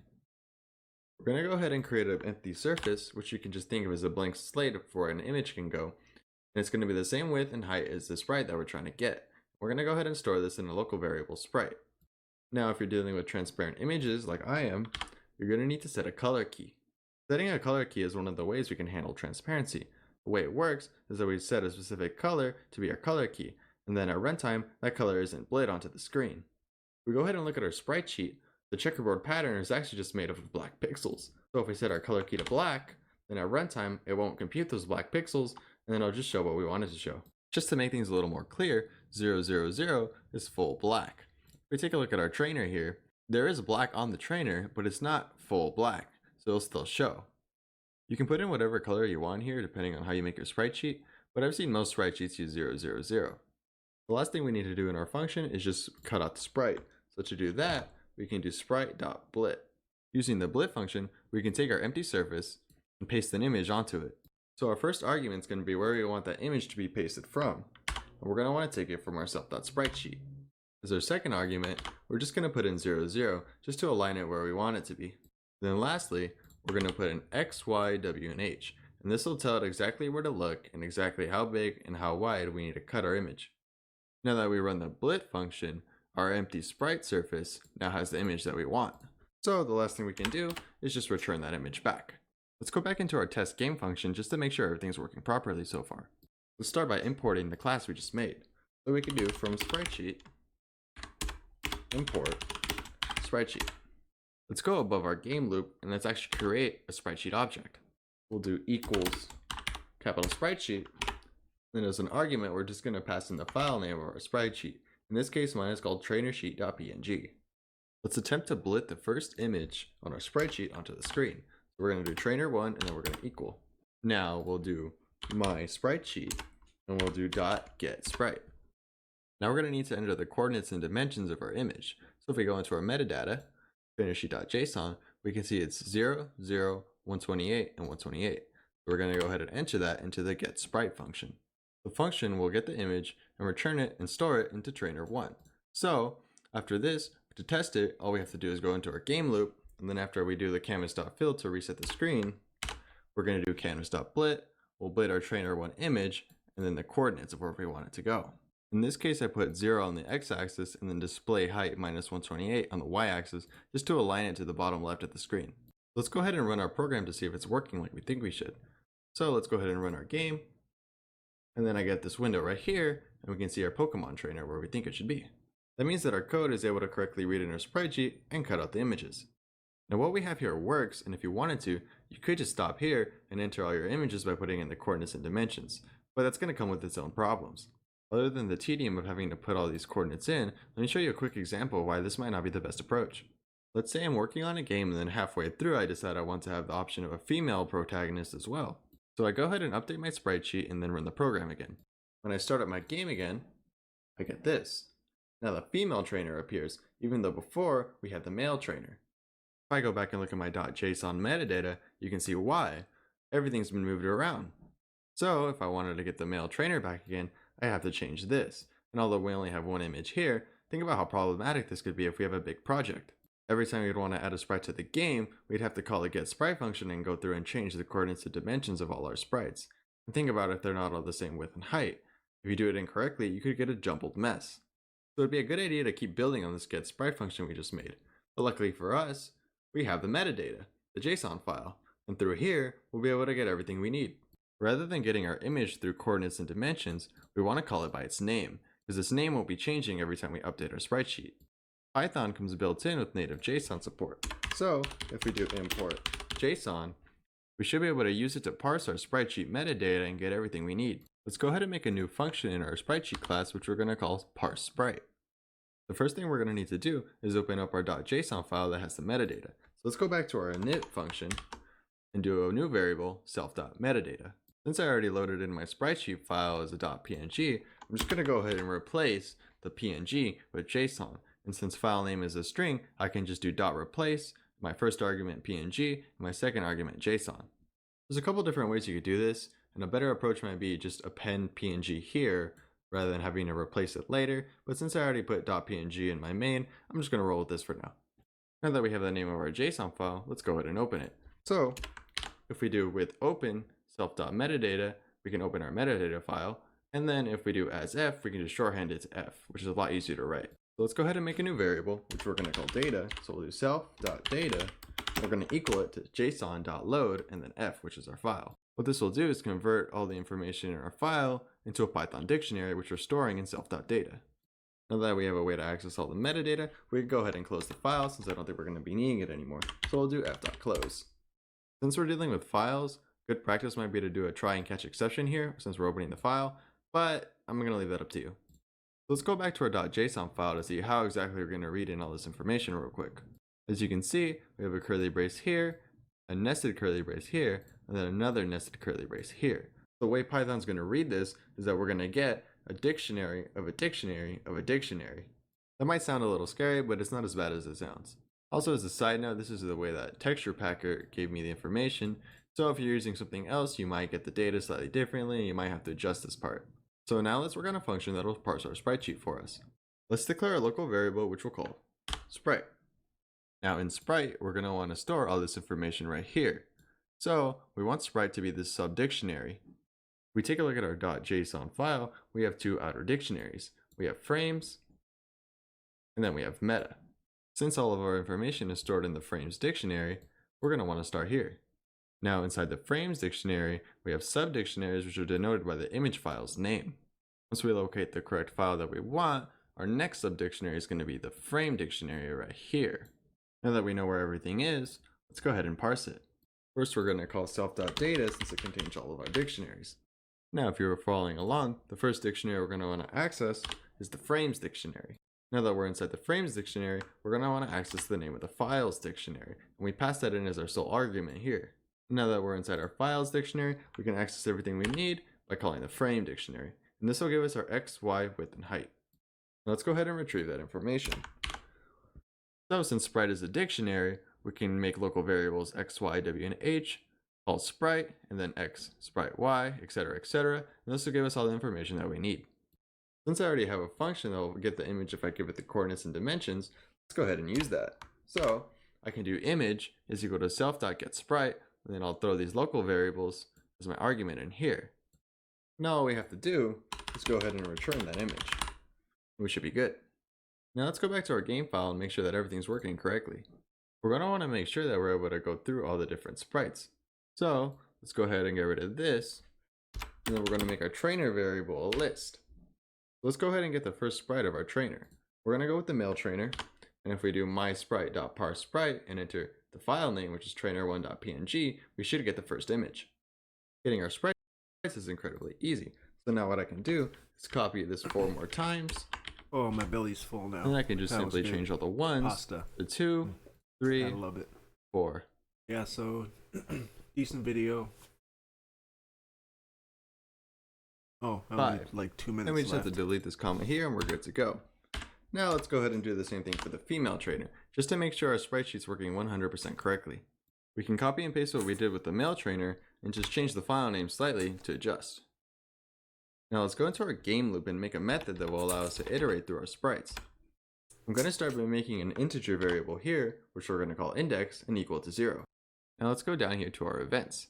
So if we press the spacebar, we're going to reassign index by incrementing it by 1, and then modding it by the length of our list. In this case, the male trainer and the female trainer have the same length, so we can interchange them. This little formula will allow us to cycle through all of our sprites without going out of bounds. Now we can just go down to our blitz statement, and then rather than trainer1, we're going to set it to whatever index we're at. Now let's just go ahead and add our female trainer. So if we do canvas.blit, ftrainer index, and then we're going to put it at 128 as the x coordinate so they can be side by side.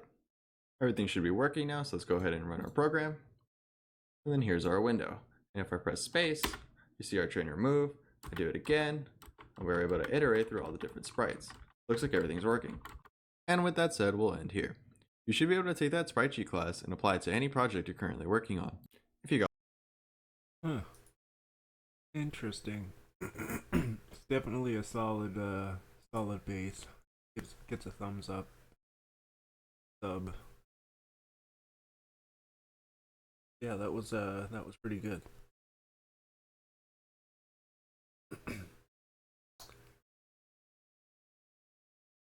Kind of want to look at some of this dude's videos.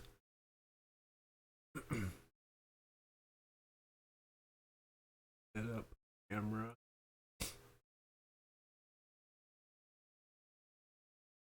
Oh wow. This was only 3 months ago and it's like in depth.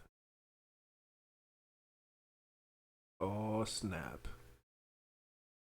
Am I about to just like follow and get like solid ways into the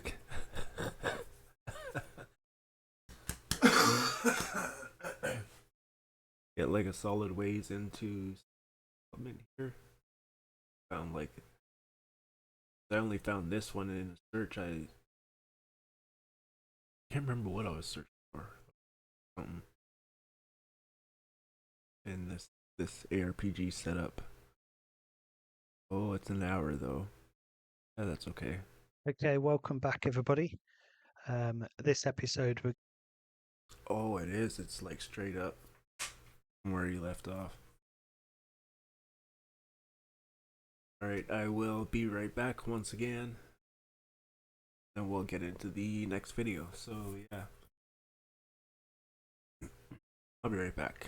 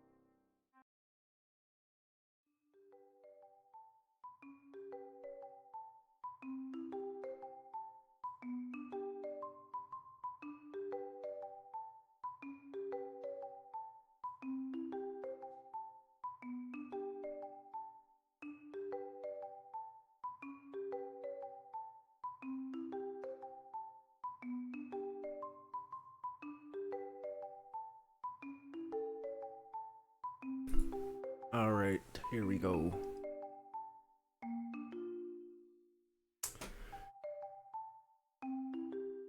Into the camera. We're going to add a camera that follows the player around in pygame to our existing code that we've done. So let's create a new file. Let's save as. And we'll call this camera.py. Can't spell today again. And we're in the right folder, so I'm going to put it here. So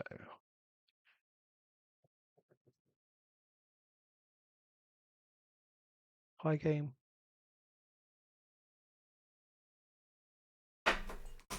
Might need some settings, don't know yet, but let's import it anyway for what it's worth. So my camera, I want it to be a sprite group. So, and I'm going to put all my drawn sprites into this group. Then we're going to draw it offset to the center of the screen, to the player actually. So as the player moves around in the center of the screen, everything is drawn offset to give the illusion of movement. So this is going to be a sprite group.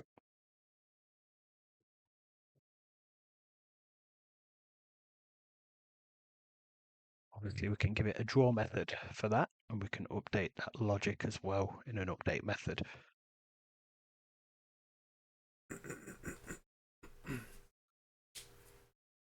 Pass the scene into here. So this is where I'll be calling the camera because everything's going to be drawn in the scene. So first, we want an offset that we're going to use. So this variable will be a vector. I think I just was able to go into settings. Yep, pygame I can put vector to as vec. So I can just call vec.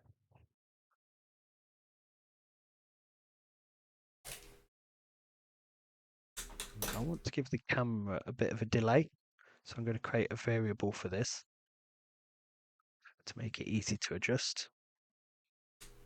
Just going to give it a delay of say 2 for now. Just give it an integer. Of course, we want an update. Now in this update, I also want to pass an extra variable of the target, which will most of the time be the player, but we want this quite flexible. So we can pass anything in here and the camera will follow it around. So we'll just call it target for the camera to follow. And we'll pass for now. And then we have a draw method. And in the draw, as per any other, we've got the screen, but I also want to pass the group of sprites that I want to draw. So we want to be drawing this group, so we need it in here. So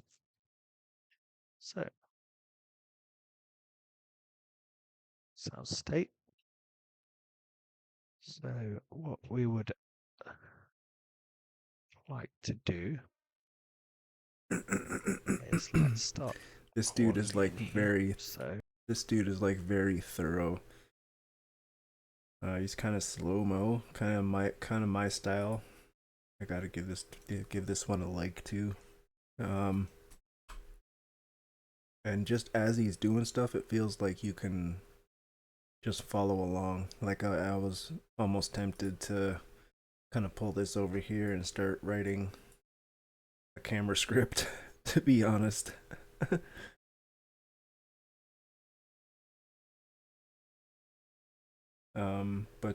Yeah.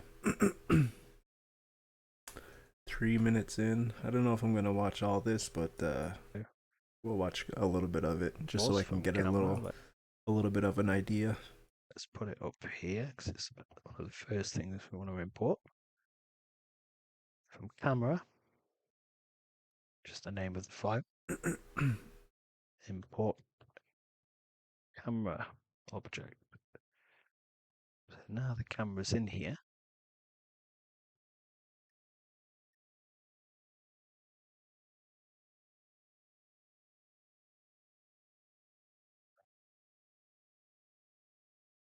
put this in here. So let's put it at the top before we draw the group, before we put the groups. Let's just call it camera. And if you remember, we passed in an extra parameter here, which is the scene. So we're in the scene here, so we just pass through itself. So that's our camera instantiated in the scene. We need to update the camera.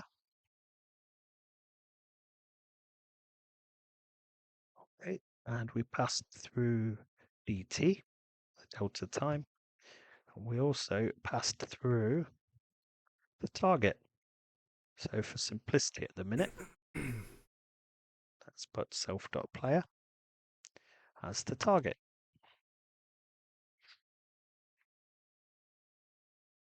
And then we also want to draw the camera here. Draw. And remember, we passed in an extra parameter here. So if I recall, we passed in the screen into here, which is the game screen. Group. So the group I want to pass in here is the drawn sprites. So everything I'm drawing to. Oh, wait, I jumped to 5? How did I jump to 5? I thought that was 2. Oh, snap. Hold on, then let me go back here.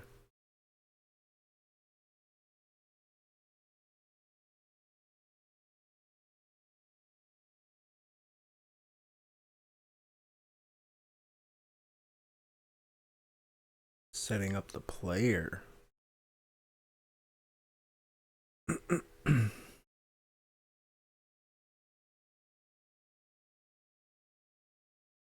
Okay, so this is going to be part 2. We're going to create a player character or box that moves around as in a top-down game. And we're going to give it some physics. So it'll move quite nicely. It won't move instantly. It'll have a nice smooth movement to it. So here we are with all the things where we left it up in tutorial 1 with the setup, and we can just start putting a player into our scene. So we've got our splash screen. I press spacebar, takes us into our scene. So for now, we're going to take this out because this is where we just rendered some text in the scene. We just leave it filled as red. I've changed my colours here, so it was really bright before. It's a vivid red, green, blue. So I've just softened them all down.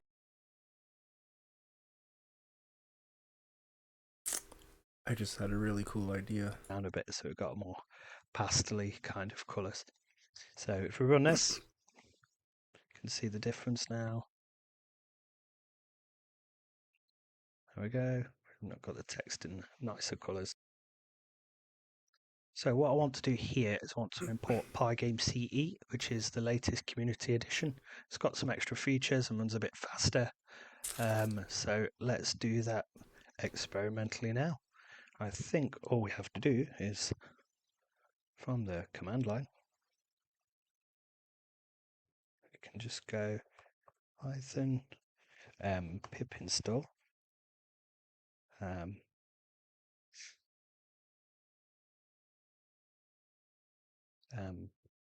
pygame CE. Okay, it's doing something. No such option. Okay. Python. Let's it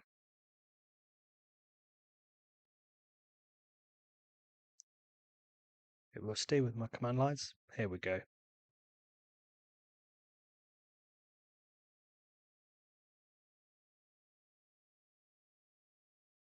Okay, so it turns out we have to uninstall Python first and then reinstall. Uninstall Pygame first and then reinstall Pygame CE. So that's all done. So where were we? Creating a character. So this is my game class.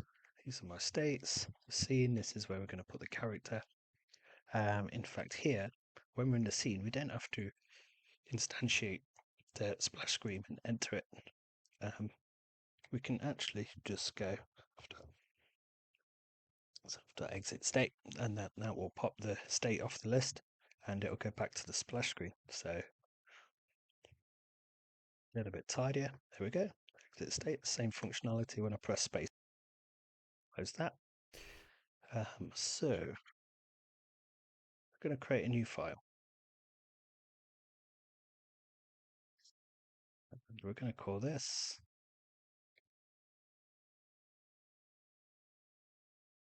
characters.py. And then we're going to import py. And from settings, import all.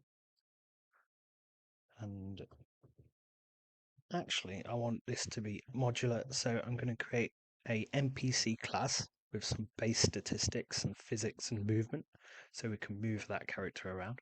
And I'm going to make the player inherit from that class, and the player will have extra functionality, like a different input method, so it responds to our key presses, etc. So, it's from pygame. Check Sprite. 1 2. Okay, just thought I had my mic muted. So, I want to pass the game through I here. like doing this anyways, like kind of watching a video all the way through first. But initially I didn't realize that I was watching the camera video, but give this one a thumbs up too. I'm pretty sure I'm gonna use this idea. I'm gonna go for ARPG style, and then an old school kind of Warcraft sort of feel, and then with like the macro selecting of units around, and then with this 2D style I think it can kind of work. But since he's just kind of going through the player stuff, Scene into here. we're gonna have to see how he kind of controls the player, and then if he has any mouse selecting or if it's all keyboard or what, we will see, I guess. Yeah, so anything in the scene I can call in here. Groups is going to be passed. Position and the name, so we can differentiate between the characters. So we want to inherit everything from the sprite class, so super for the init method. And so whatever sprite groups we pass in here, this will automatically be added to that. So I'm going to create an instance of game and the scene and the name.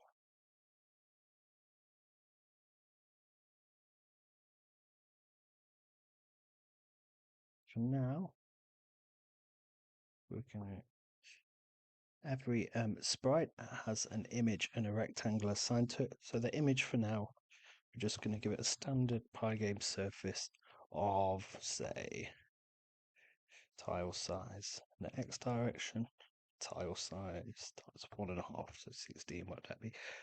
24. So it'd be 16 and 24 high, just to show a little extra height like a character would normally. On top of this, we now want the rectangle, and we can just say image.get frect we can use now.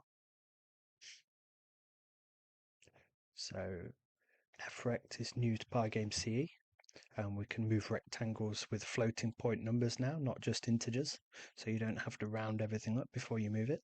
So image dot, and then the top left is going to equal the position we pass in here.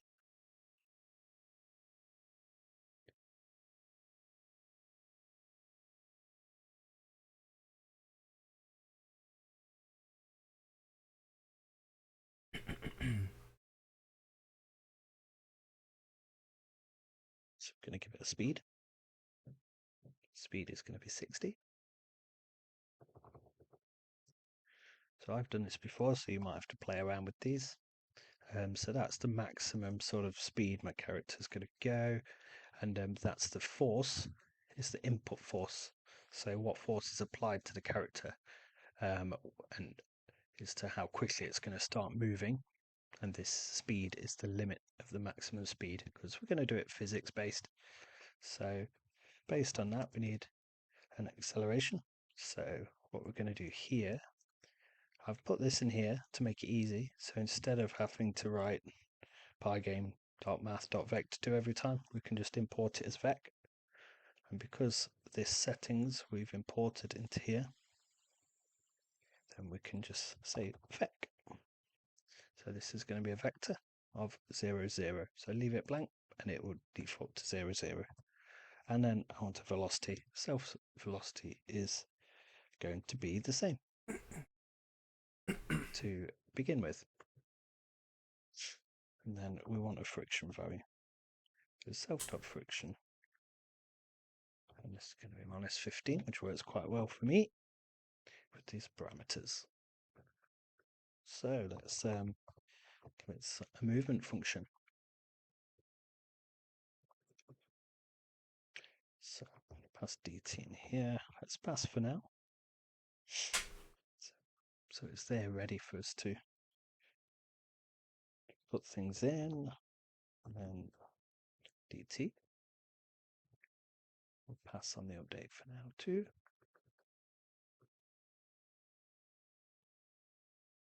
And then remember, we're going to need to create a player. We're going to inherit from this. So inherit from NPC.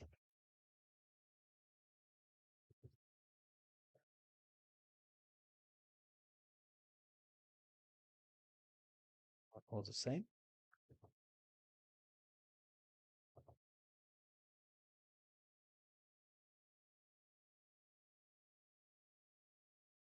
Let's take everything for the previous class. I want to put that in here. I want to inherit all these. Whatever's passed in here will be instantiated here. And same again here. So that should just give us a base player class based on the NPC. So when we go into our state, what we should be able to do is in our scene, we can instantiate the player in our instance, in our init method here. So we call it self.player in the scene. And then it's going to be an instance of the player. And let's check what parameters we needed. So we needed these parameters.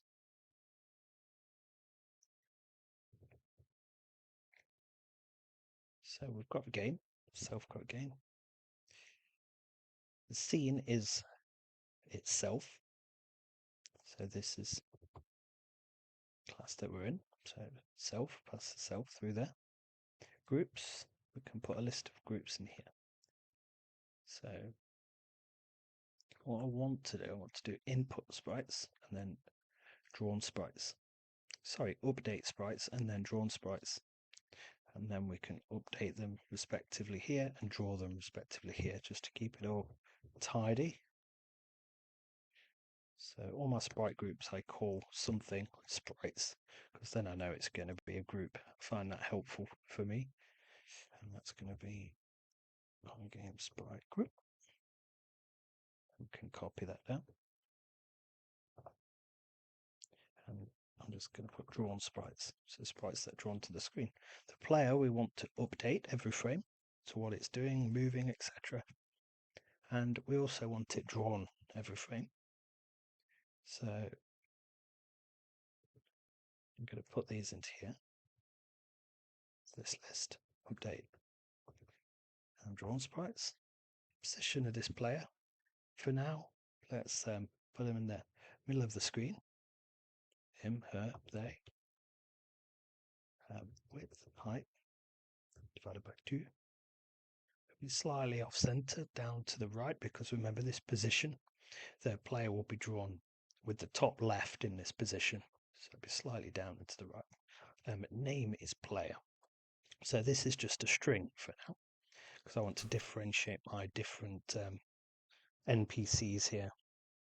So it'll give it a different image, for example. So, of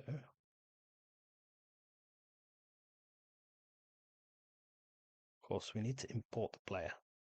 So, from characters, import player class.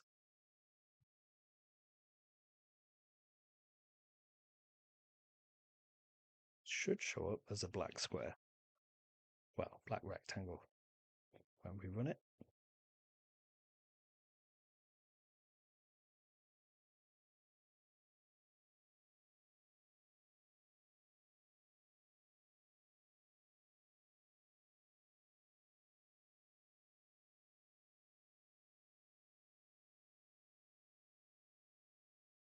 Okay, we've got this one here. Just a little syntax error. Okay, so we've got another error. Indentation error. Why is that? So that's in our characters. Ah, of course, here. We just didn't indent this properly. Is this? No, groups is not defined.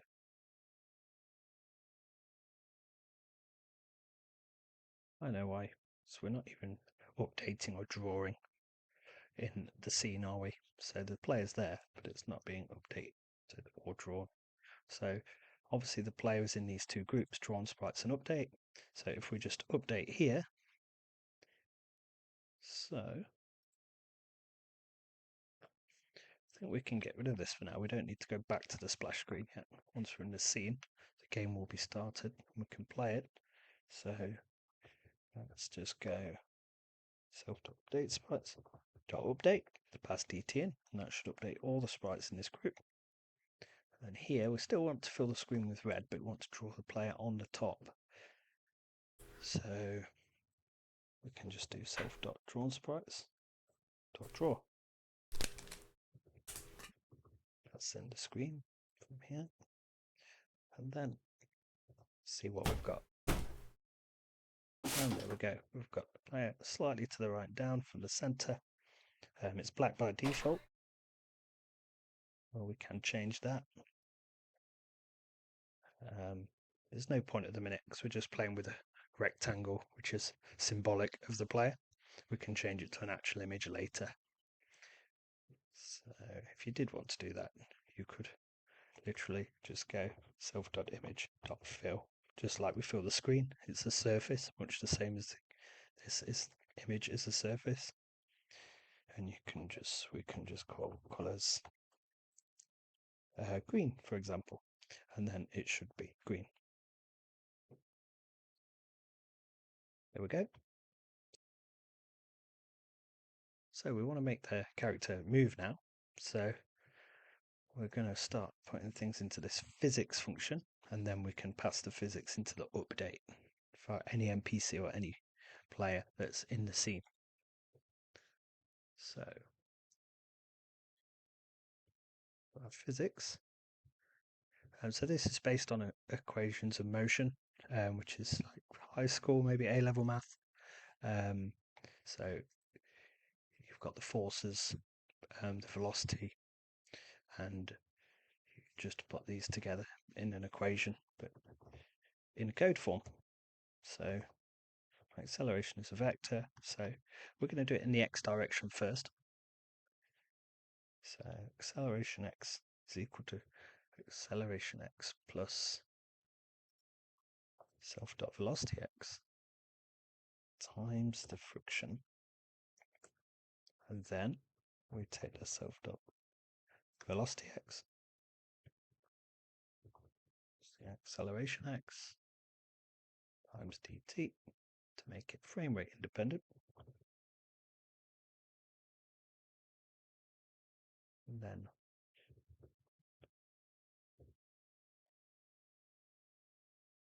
so the center of the rectangle should equal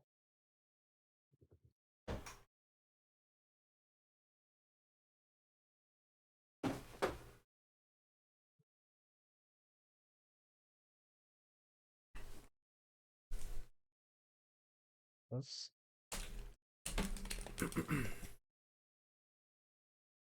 by 2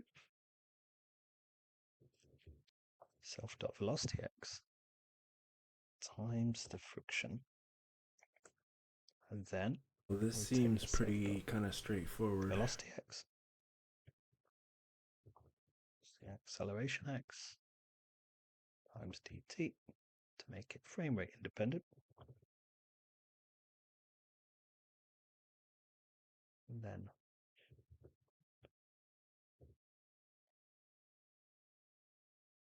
so the center. So for some reason it's starting over here and it's not moving. So let's debug this.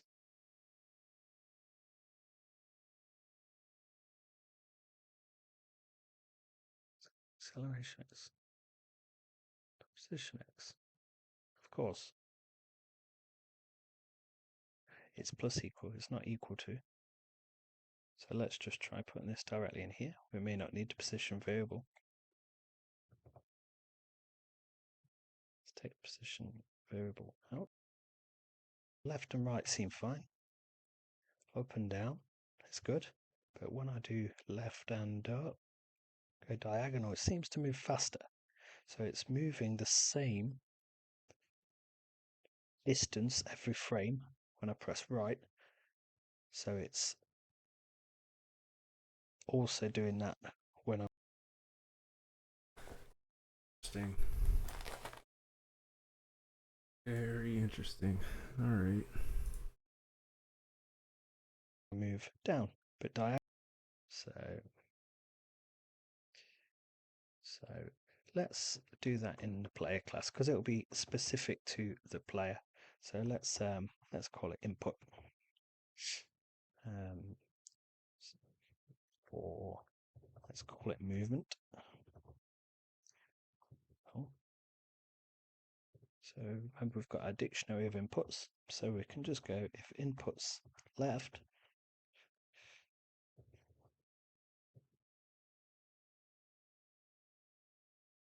acceleration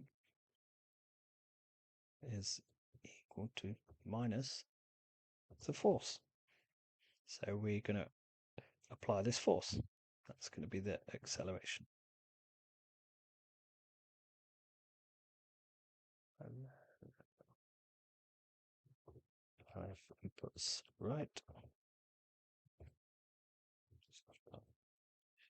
To positive force. Otherwise, if we're not doing either of these, we want it to reset to 0. Then we could do the same in the up and down direction. But we haven't done it for the y-axis yet, only for the x. So so let's try this. First we need to add this into the update method of the player. We need to add physics et. So this wouldn't naturally have the input method because, sorry, the movement method, because we've put it in here in the player class. So we've got to override the update method for the player, give it its own update method. We're going to put physics in there, and we're also going to put movement. And then it should do these as well. So now if we run the game, our left and right keys. Okay, we've got an issue. So for some reason it's starting over here, and it's not moving. So let's debug this.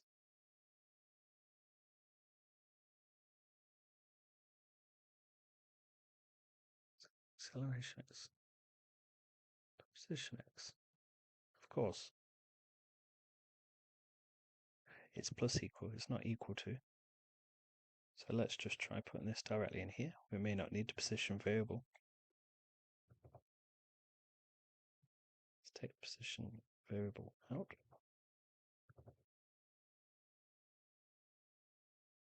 Okay, wonderful.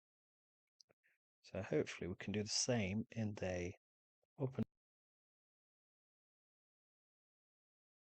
So let's copy this. So this is the,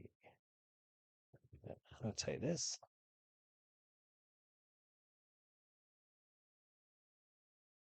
This is the Y direction.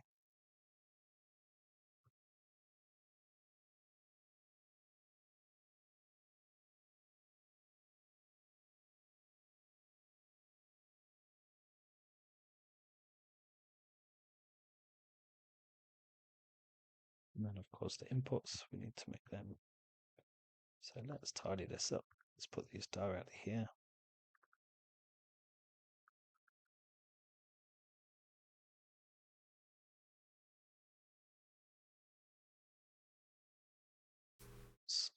Up, oh, down.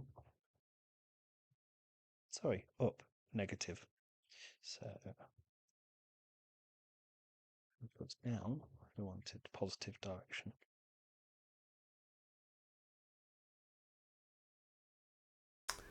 You know, oddly enough, I'm oddly captivated by this.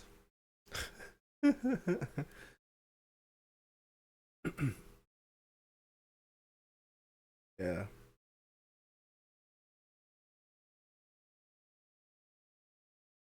I don't know. I think it's a good little setup for a player. I might have to kind of double back and actually write this out and expand on it. So it's a bit different to math and the Y.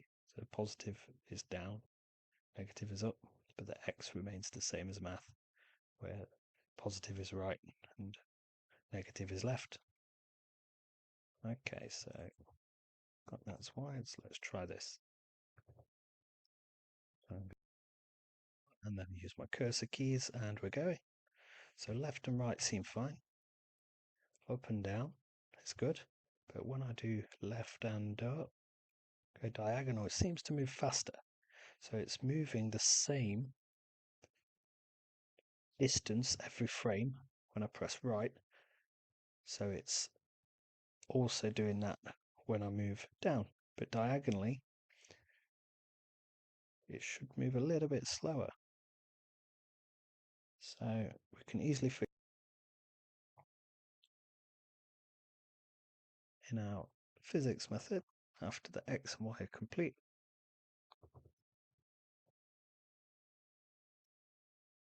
So if the magnitude, if the size of velocity vector is more than equal to, remember we set our max speed,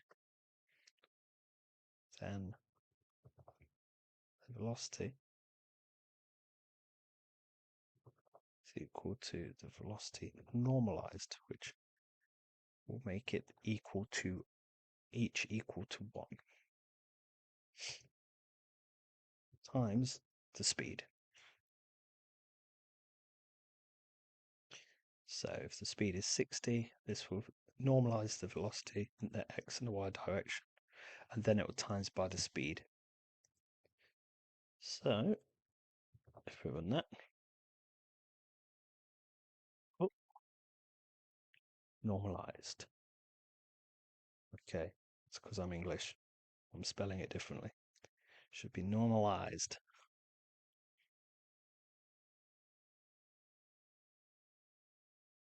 Do you mean normalized? I did, not normalized. And here we go. Now, before it was clearly going a bit faster than my 60 I'd set. So let's add some debugging text so we can see what's happening, so we can print out on the screen dynamically what's happening, the velocity, etc. So that's our player moving around, our cursor keys.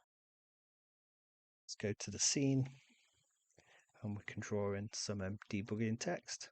So this is really handy to have while you're building your game. So we'll just create a small debug method, debugger. And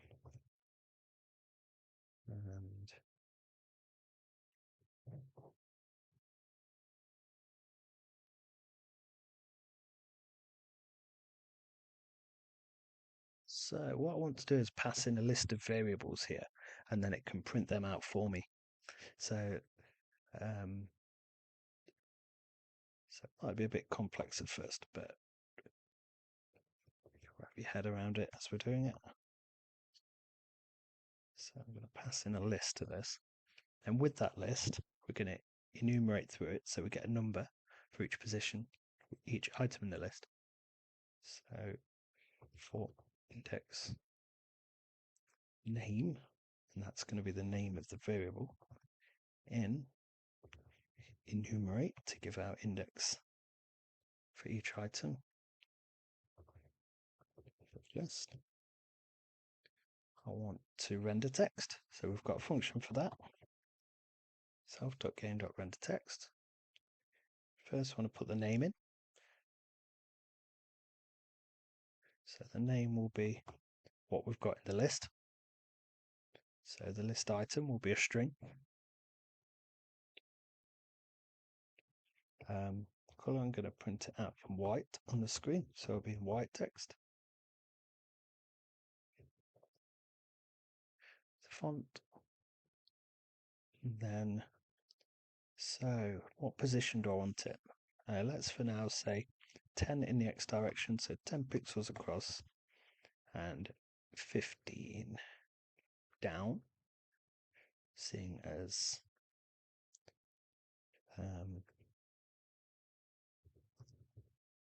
just seems okay.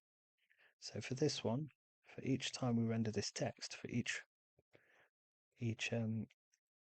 one in this list, we want to times by the index, the number. So number 2 would times 15 by 2, so it would be 30 in the Y direction. And then when it goes through the numbers, the third one in the list, it would be 45, because it would be times by 3.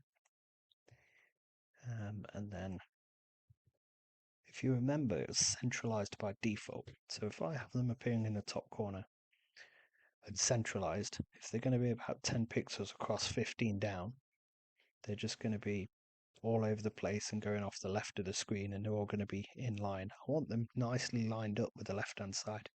So if you remember, if we press false in here, it will just default to the top left. So each string output will be drawn on the screen nicely on the left-hand side and drawn from this position being the top left. So now we've got that, we can draw it. So we're going to draw it on top of the screen, but let's draw it on top of everything. It's only text. So self.debugger, and then we want to pass in our list. So let's just create a list. And then we can just start typing things in this list. So it needs to be a string. Firstly, I want to see what frame rate we're running at. So if I go string of FPS, put a space here, and then I want to add another string to this. So I want the FPS, so the game clock get FPS is a function we can use, but we don't want it with a massive long floating point number, so we want to round it. So if we go round self.game.clock and then get FPS, and then you pass the parameter in here of how many decimals to round it to. Let's just say 2 for now. And then that's one element in our list. So that should just work. And I've only put this and this here, just moved it down, so we can just, for example, add another element very easily below. So, but for now, let's see if this works.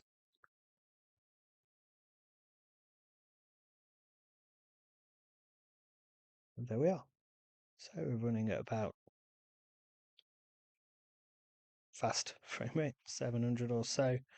So that's as fast as the computer can do this. So I've got my screen capture recording. I'm only on a standard kind of 8 gig laptop. So that's pretty fast for pygame. I think there's like a 2000 FPS limit I've heard for pygame, but I don't think you're ever going to get your game to run that fast in Python. So let's Got our debugger.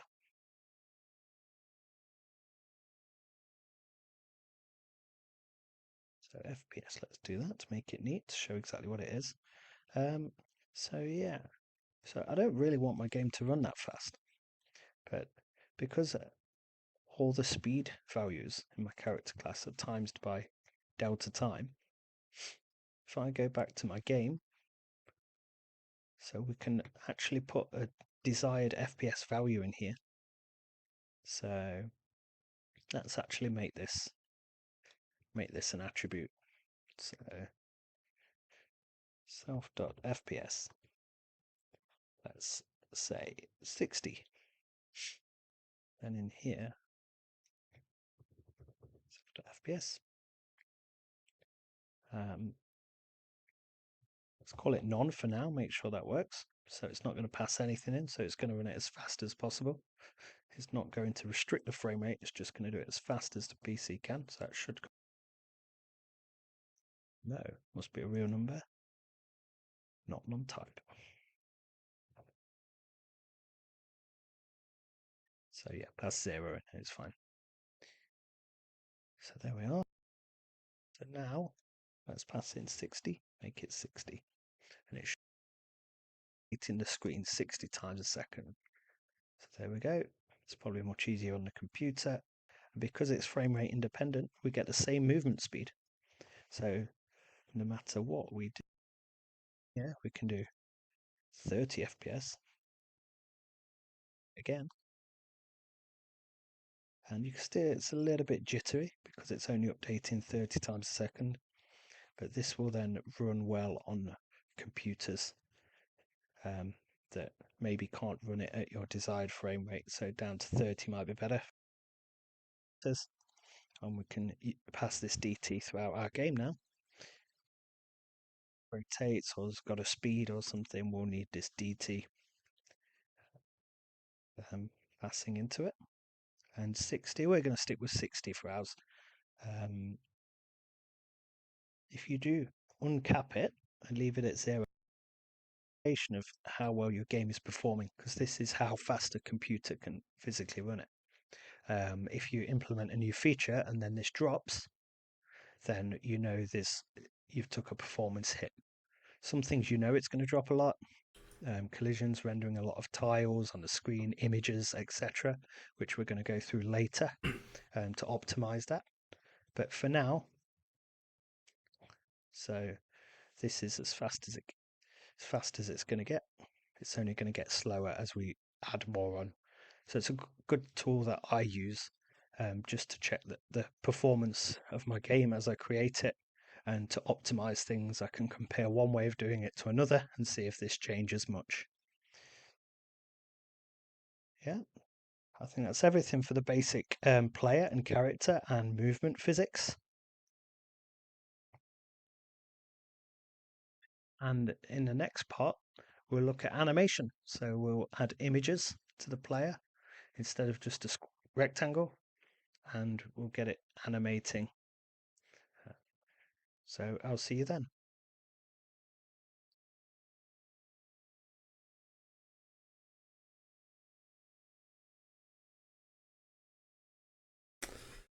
All right.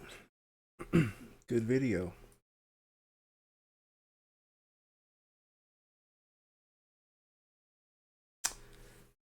All right, let's get back to coding.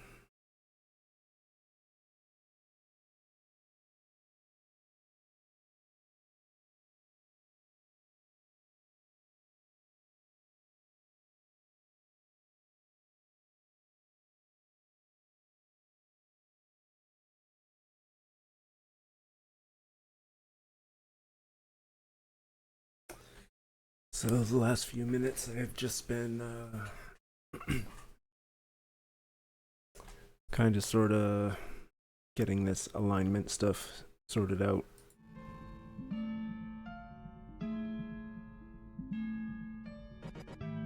And yeah.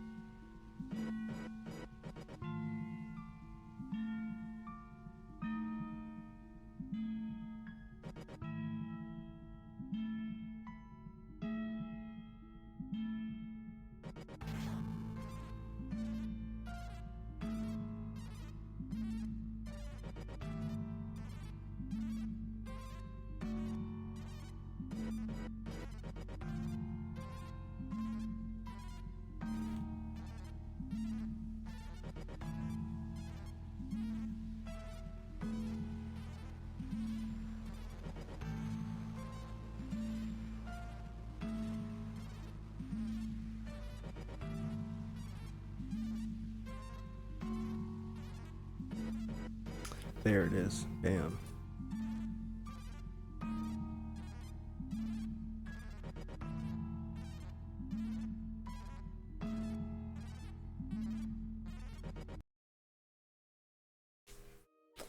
That's what I was looking for.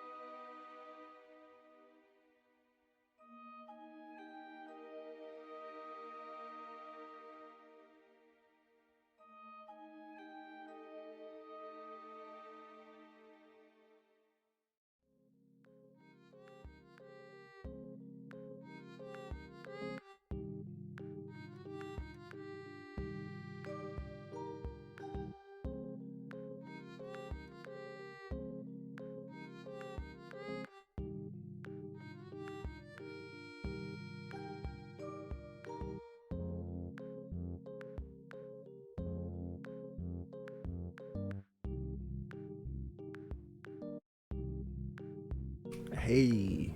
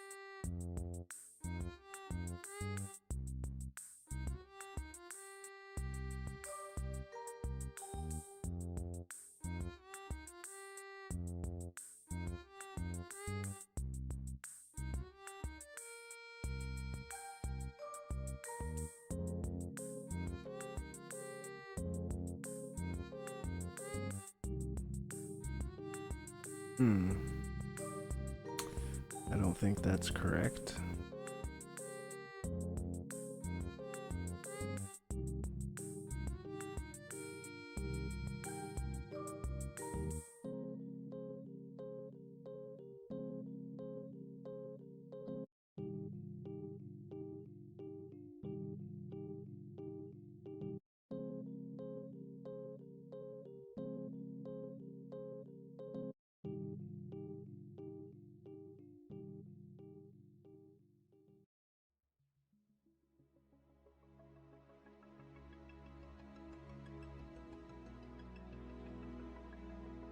Still don't think that's right.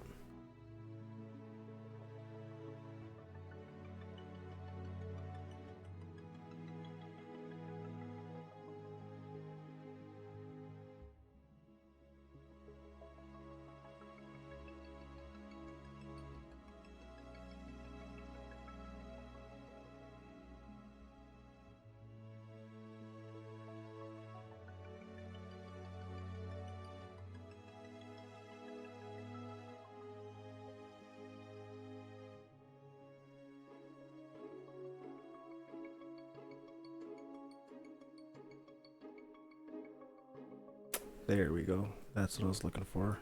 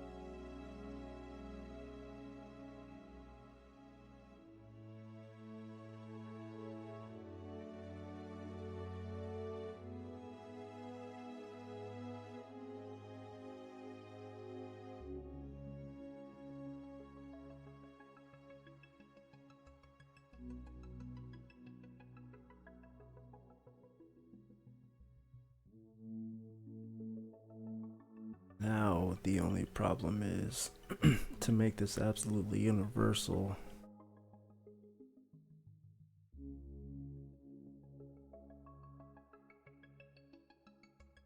I have to pass in, instead of like the screen height, the target, so that whatever this is attached to will use its height. So if it's inside of a rectangle or something, it'll go to that, use that as its bounds. So yeah.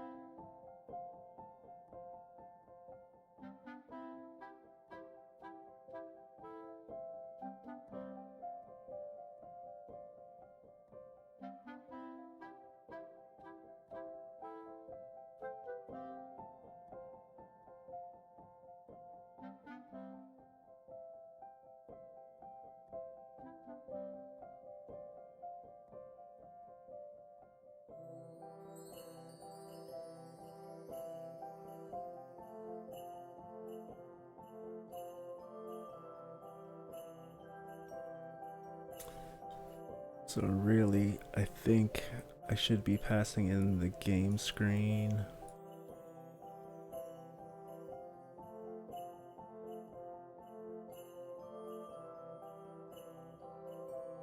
Should be passing that in right here.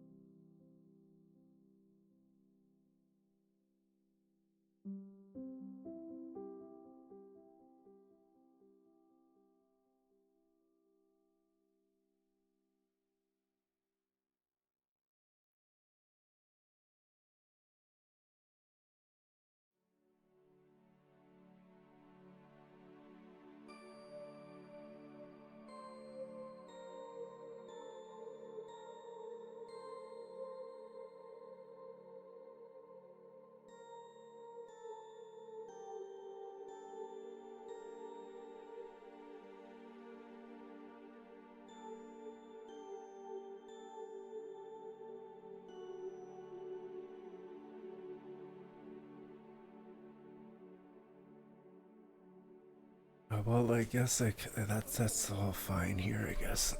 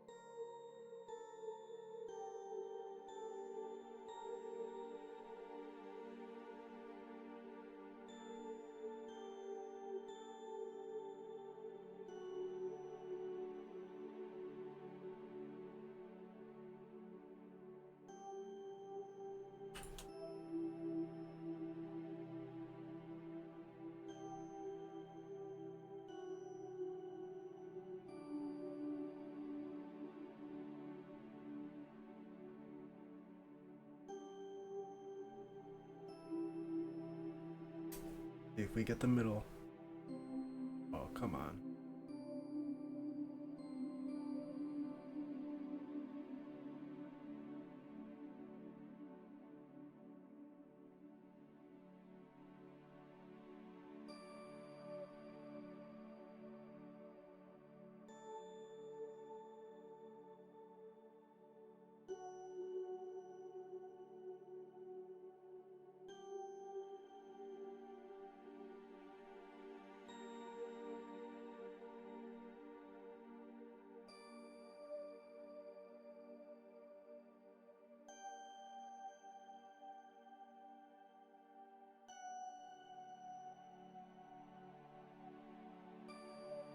Oh. Dummy. I'm a dummy.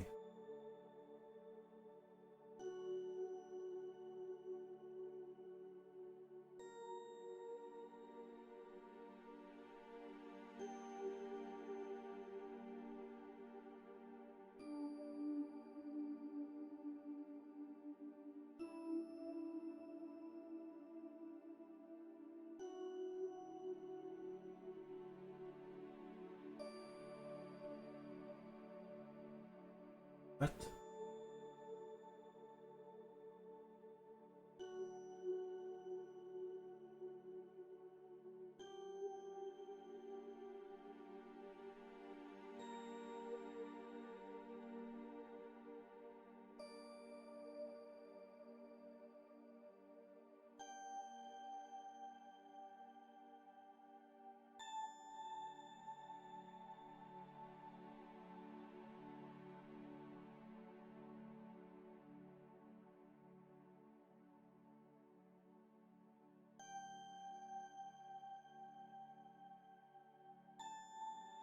Oh.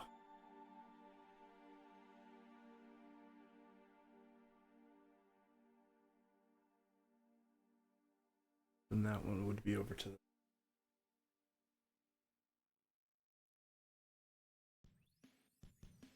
that's centered. Centered.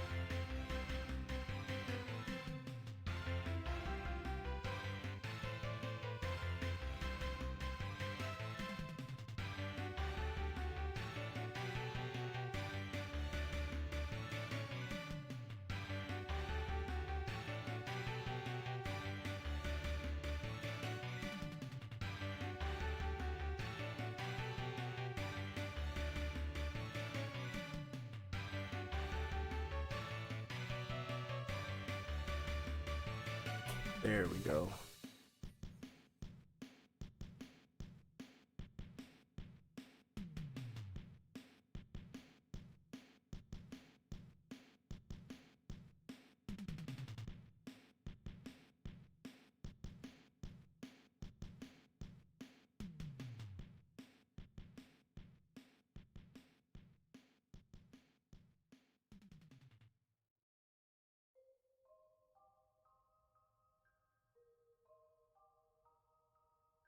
Wait, no, that's not.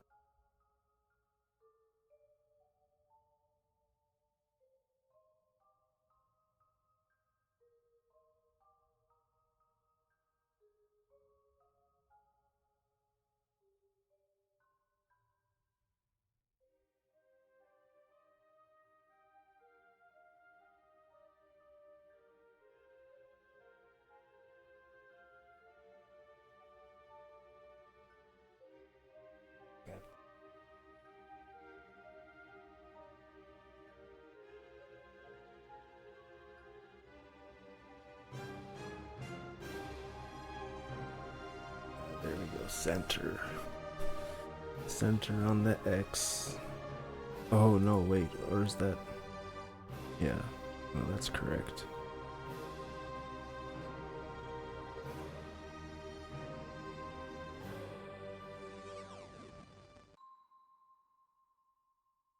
Then center on the Y. So then what if I go bottom Y?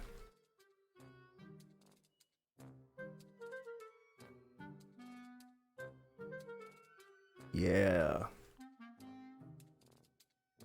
It's all about baby steps, folks.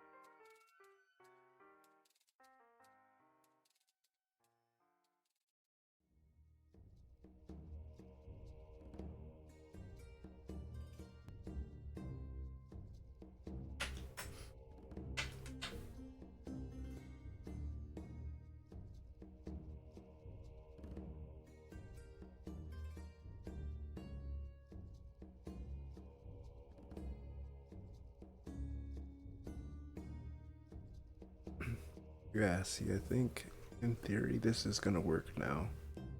Now I could align any object. Oh, actually, you know what? This has to be.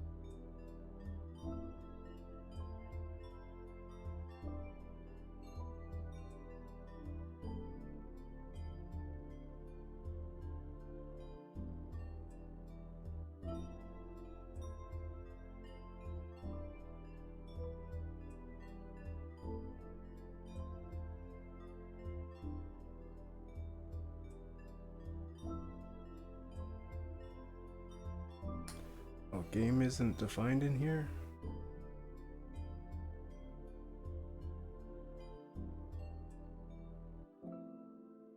Damn it.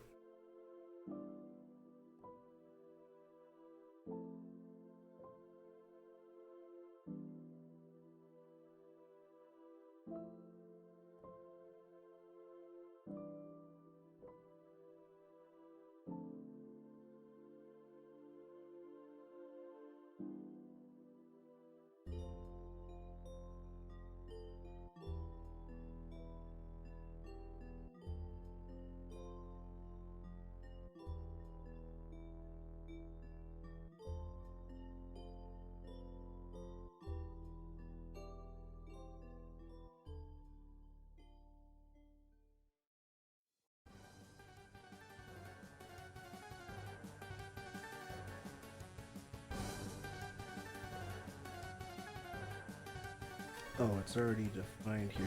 I just gotta... Okay.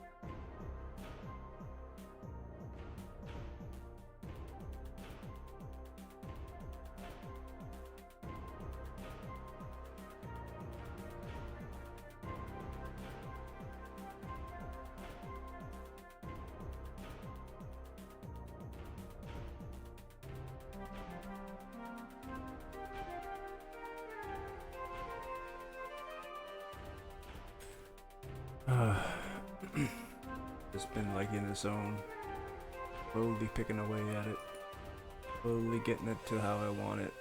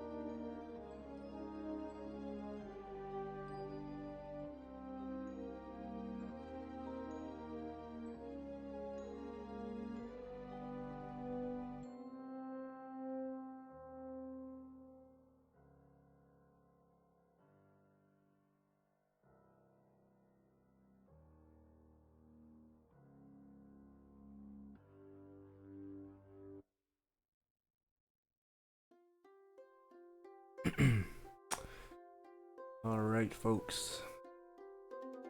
Coding away here.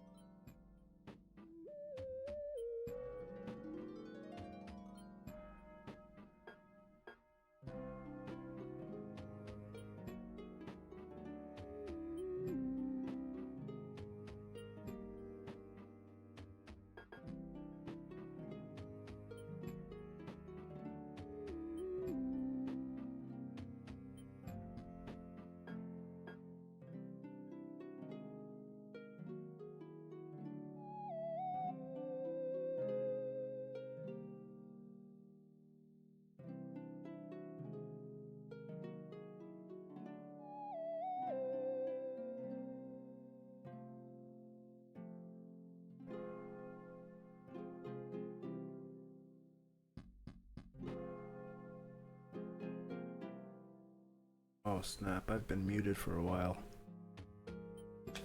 My bad, folks.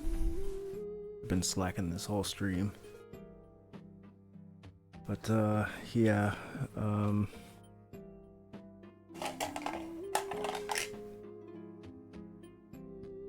slowly coming together. I'm liking where it's going.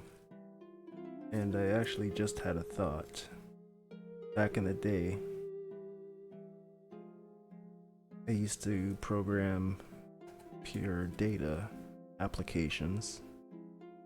Well, like synthesizers, like audio instruments. And I always wanted to make a cool UI. And now that I have this, I might be able to use PyCharm as a GUI to do like a VST sort of the instrument, but just like a sampler sequencer sort of deal, but in PyCharm. Well, it's controlling your data. That'd be kind of dope. That would be kind of dope. I would just have to like either hook up a Raspberry Pi or Arduino, connect a serial connection, or use the net connect, whatever you want to call it, or a network to monitor button presses.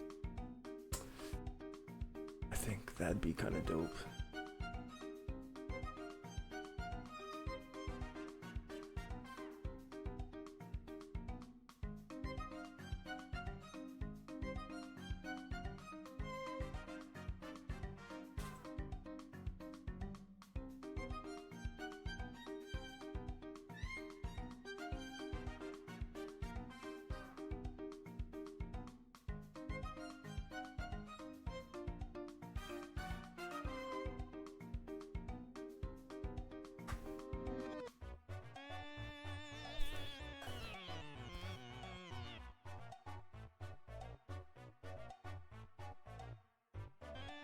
Alright, so I gotta just put my thinking cap on real quick. Hold on, let me pull up this. This is what we're shooting for. BY1. These black dots are for heroes, or like characters to stand on in the background. So a lot of this would be transparent, so you can kind of see through it and see stuff. I don't know. Thinking cap, folks. Thinking cap.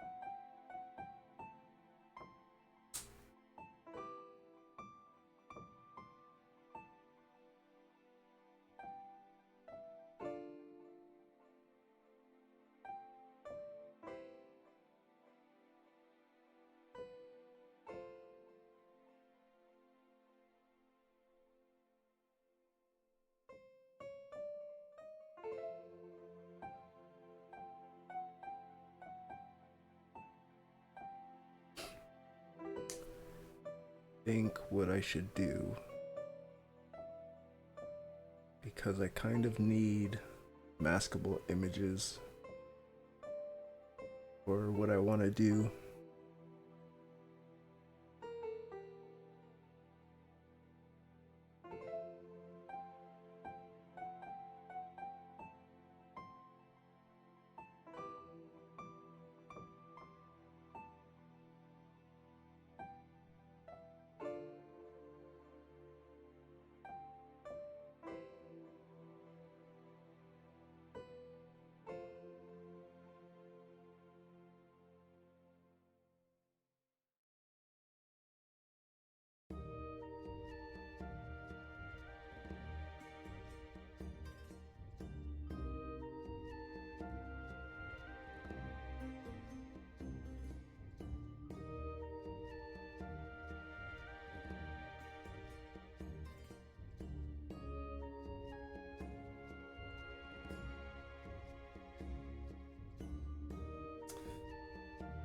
I just thought of something that I want to put at the top.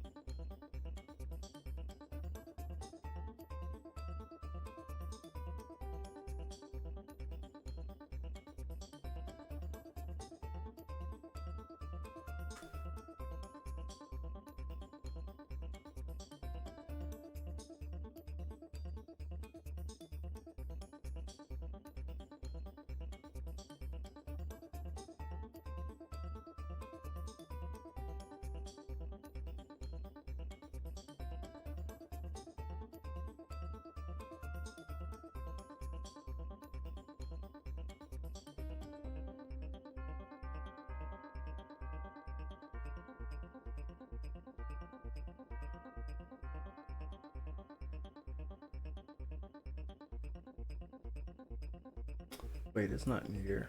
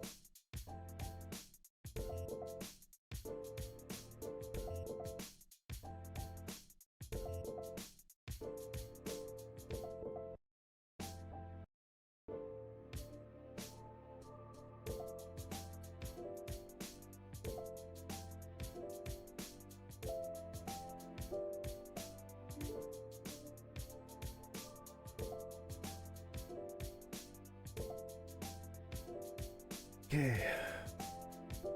Boy, oh boy.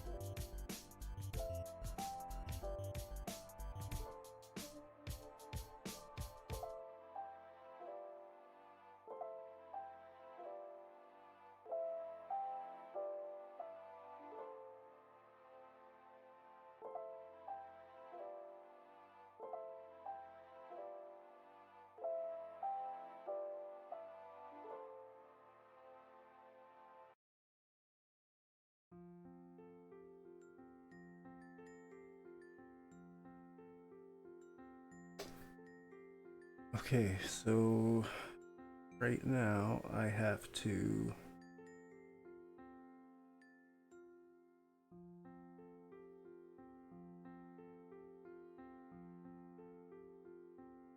actually do the vector image.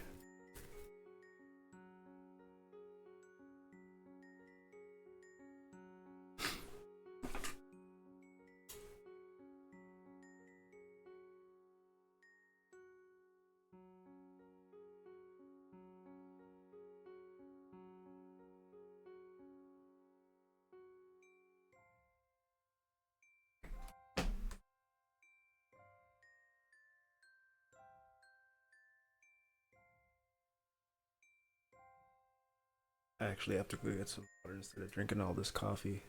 I had the biggest cramp in my foot this morning. I'm not drinking enough water. Back in a sec, folks. Thanks for tuning in so far. If you've been kind of watching me poke around, now that I got the call it there, scenes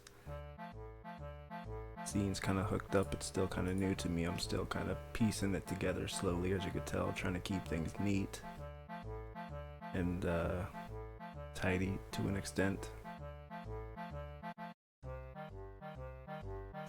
So each scene has a list of GUI objects, and here's for each scene like a list of all the objects that are going to take to make up the scene, and then they're going to get drawn on top of each other and pasted and whatnot. So I definitely need the images and the collision masks, and that's kind of a priority. Maybe I'll have to pull up a video on that when I get back. Let me go get some water. I'll be back in a sec, folks.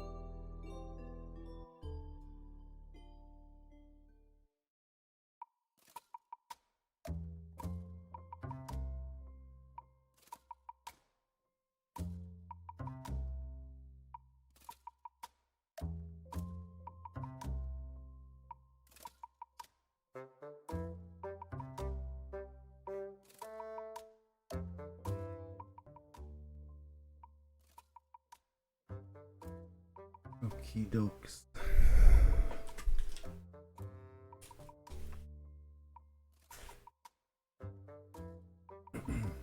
I think on the agenda is to, let me just take a quick glance here.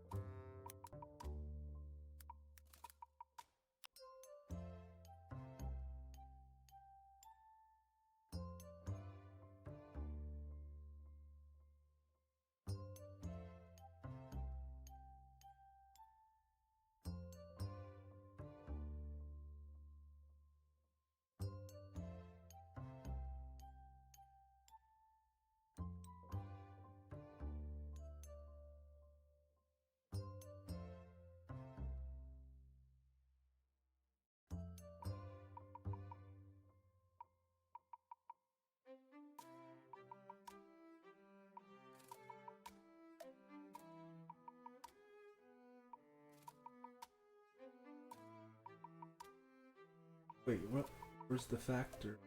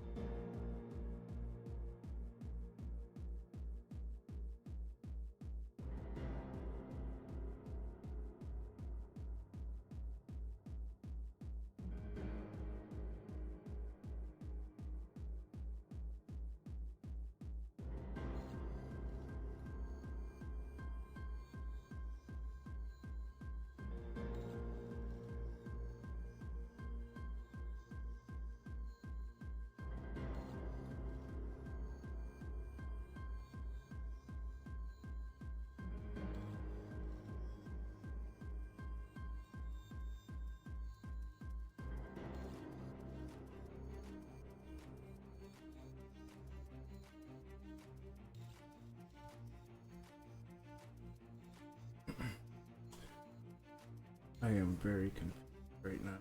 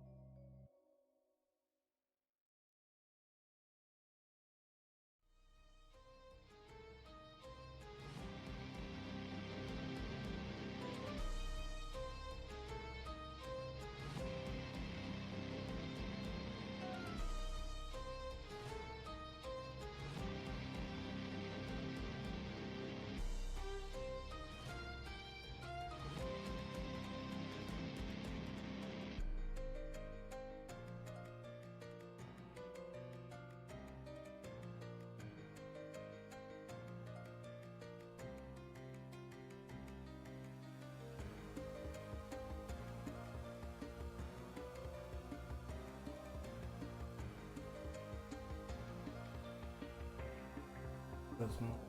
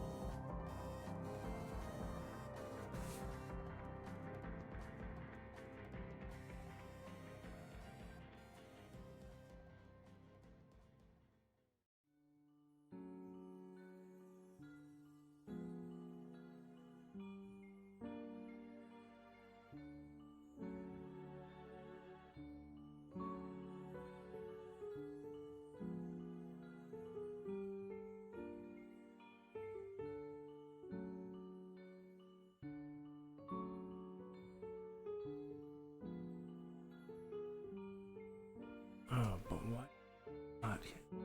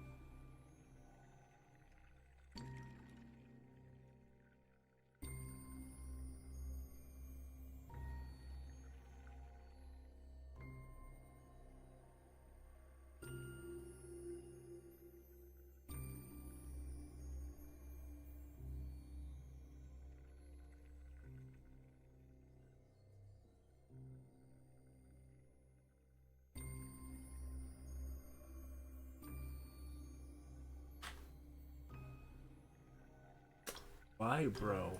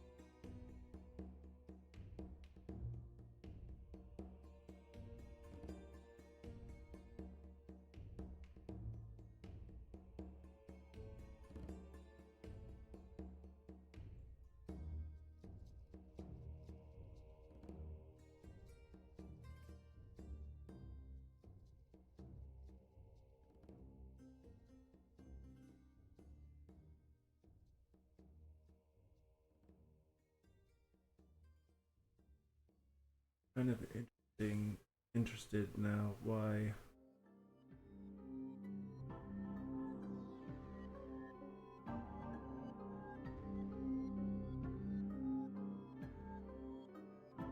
is it when I use a factor of 1 it goes away?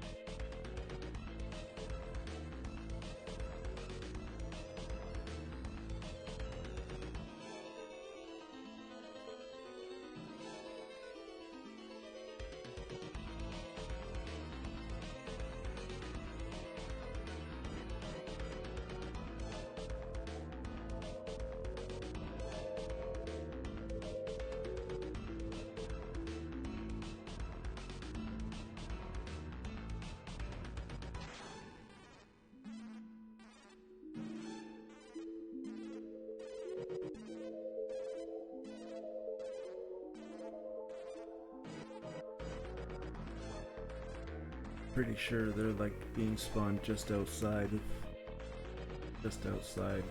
Can't see it.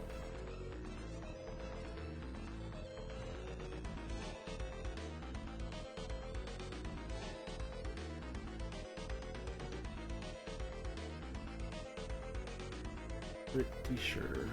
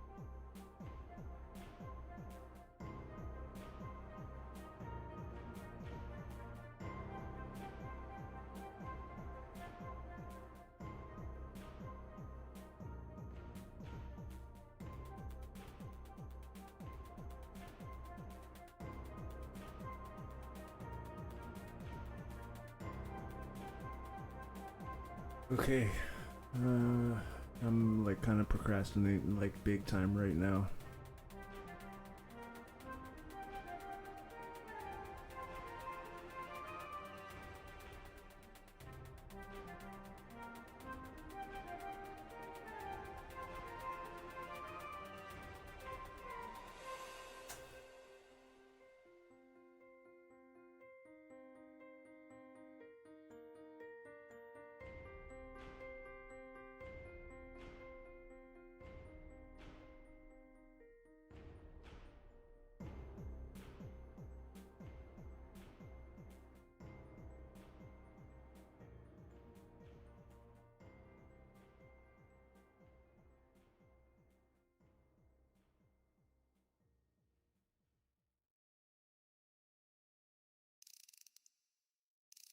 Oh, you know what?